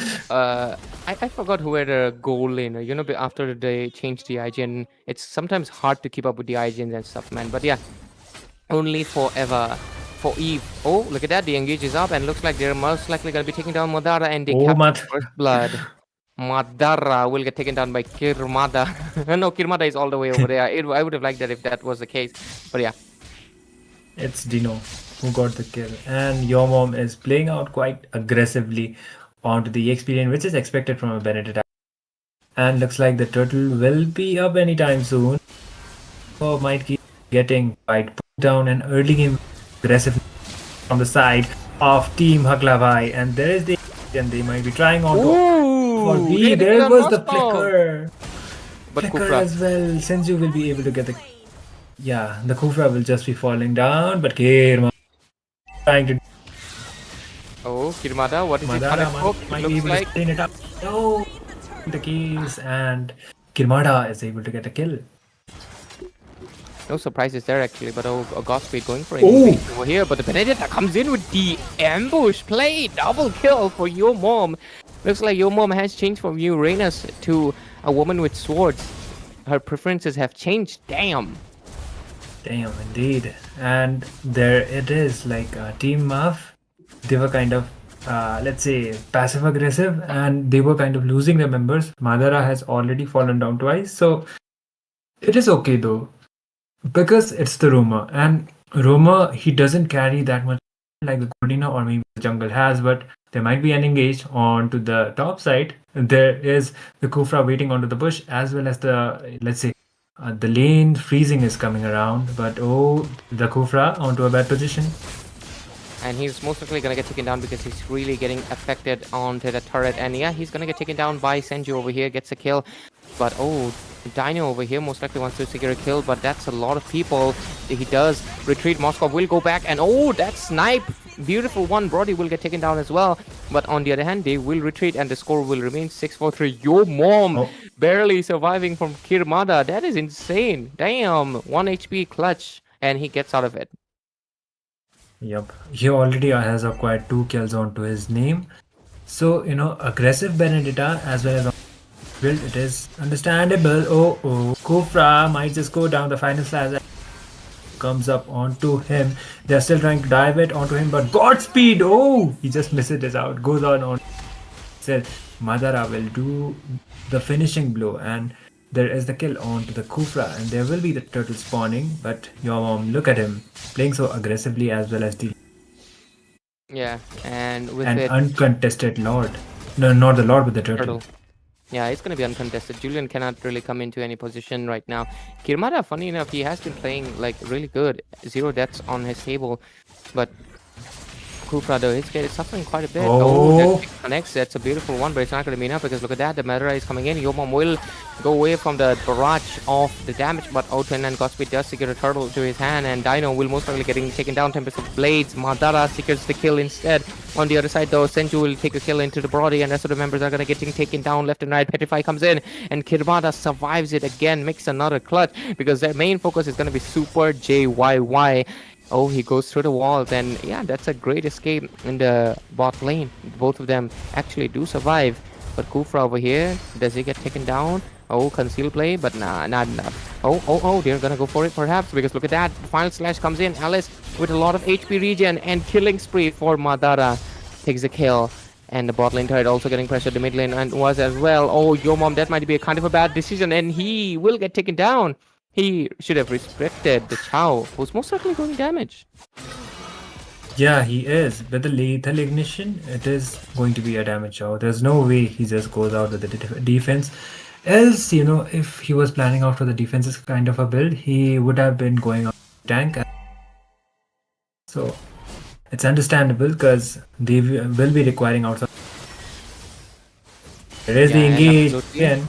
Look at that. The final slash does connect in, and looks like the Brody does dissolve some damage, but Super JYY will get taken down over there. And Dino is trying to dissolve some damage, but it's not going to be enough. The Link does go in. Damn, the camera movement was so funny because it was on Link. But overall, Arlott will finally get shut down by this Brody right now, who just got his 7 Cs. But look at the Dino. He's trying to survive with 1 HP, but it's not going to be happening because of Link trying to chase him down. But the kill actually goes in the hands of Senju. Double kill made up for this man. And right now, Yo Mom trying to go in for... Oh, Senju makes a triple kill. He wants to go in for the Maniac, but no, looks like the Super JYY will take him down, denying him that Maniac, but the score remains at 14-6 as they take this turret. Oh, 1 HP. 1 HP. And your mom, he is trying to invade it. Not invade actually. He is just rotating it out. And he has already pushed out onto the bot tower. The rotations will definitely be coming out from him. Just you. Look at that dominance coming out from the Benedetta quite earlier on. There's the turtle already spawn, but there's the engage onto Godspeed. And he's most likely not gonna get taken down, or is he? The burn damage, barely scraping it off. He will survive it, but oh, Moskov, that was a kind of a bad decision. Kirmada over here will take him down, but on the other side, Madara also getting a lot of damage, but Yo Mom will take him down as well. The Brody will fall, and the Julian trying to go in, most likely will get taken down himself as well. But Kirmada, this Shao is on fire, but that fire will be extinguished by Madara.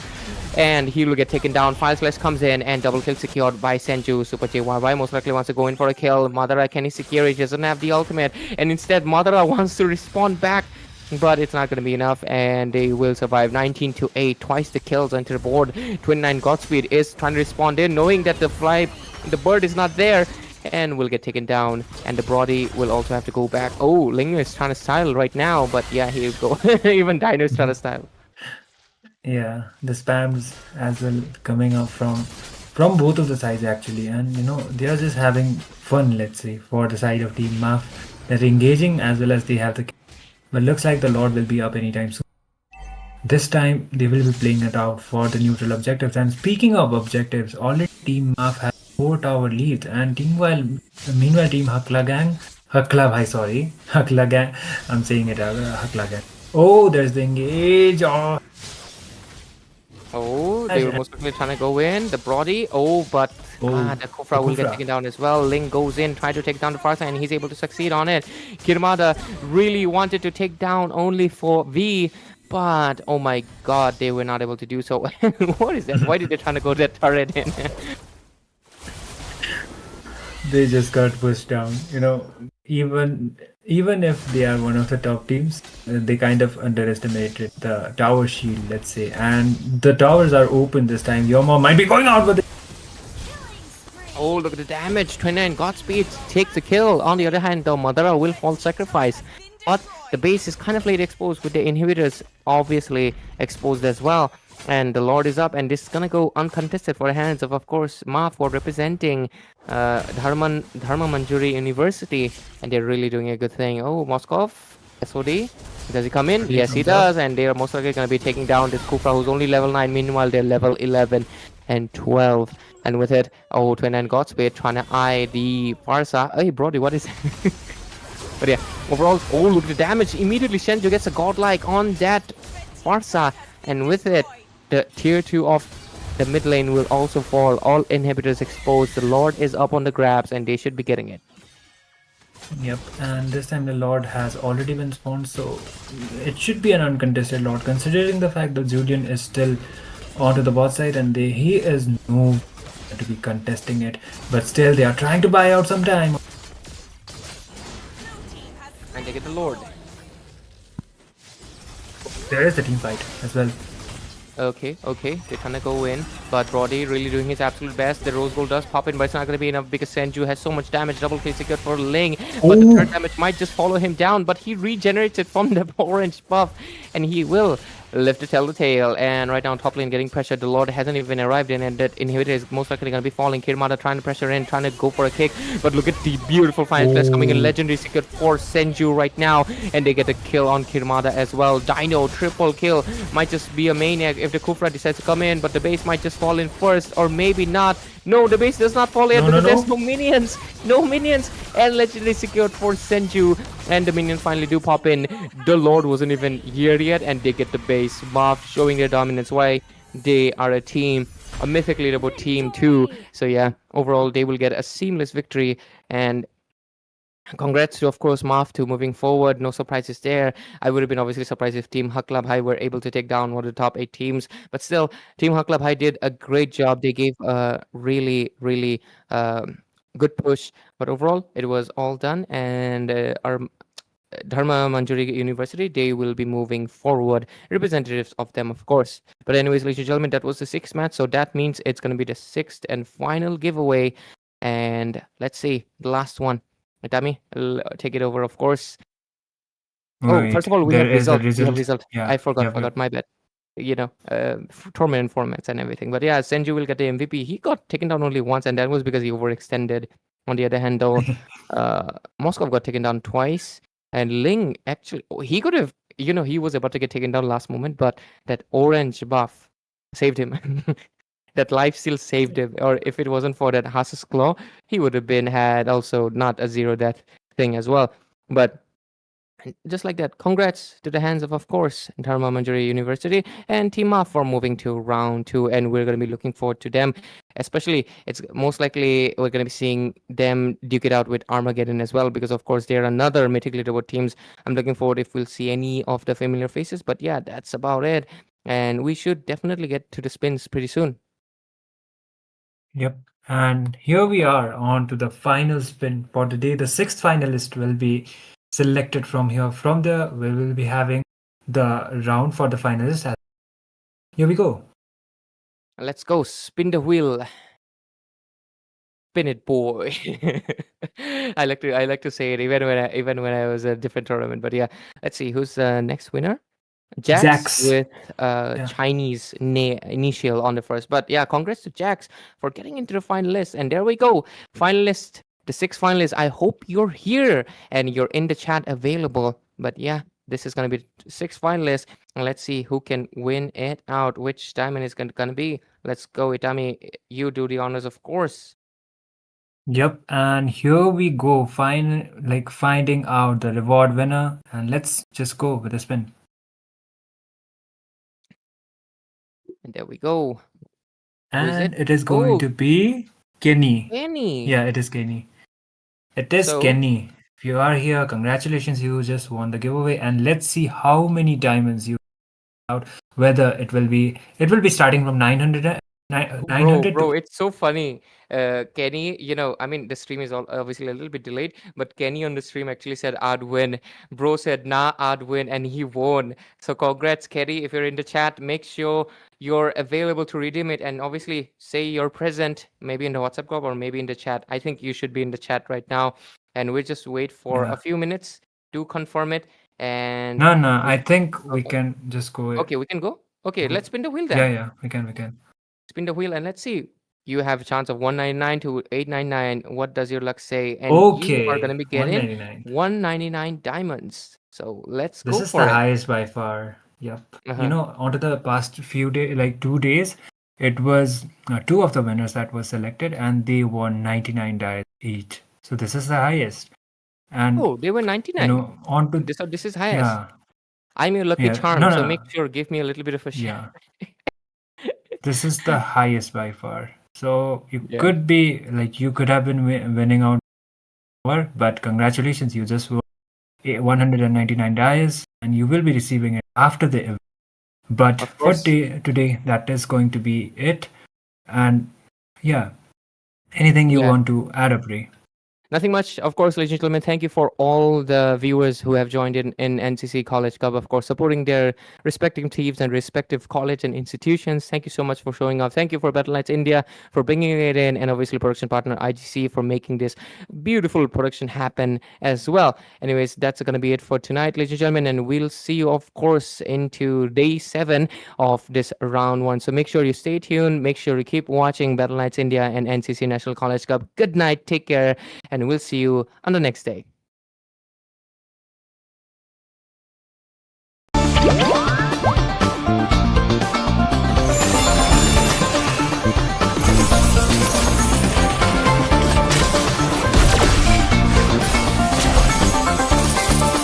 I am more than a weapon.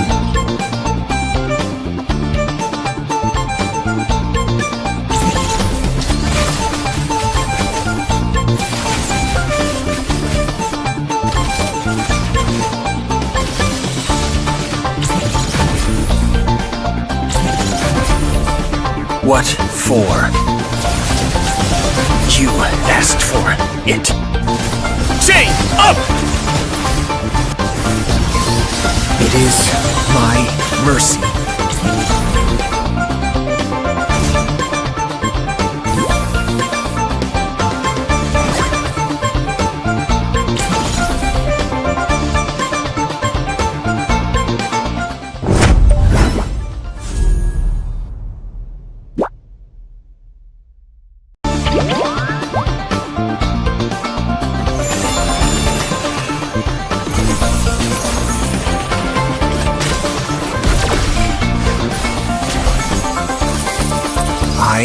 am more than a weapon.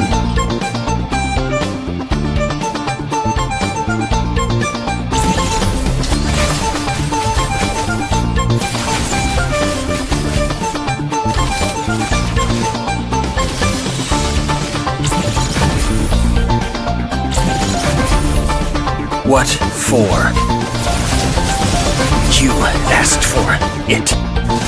Chain up! It is my mercy.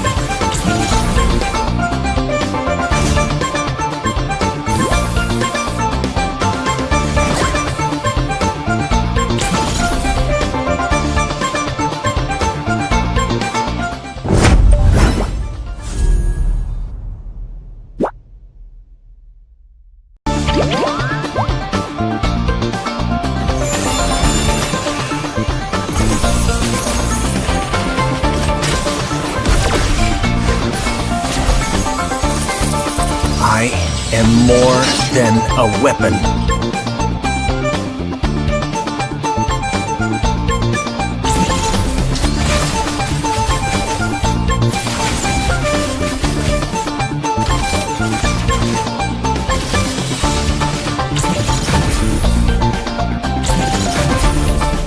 What for? You asked for it.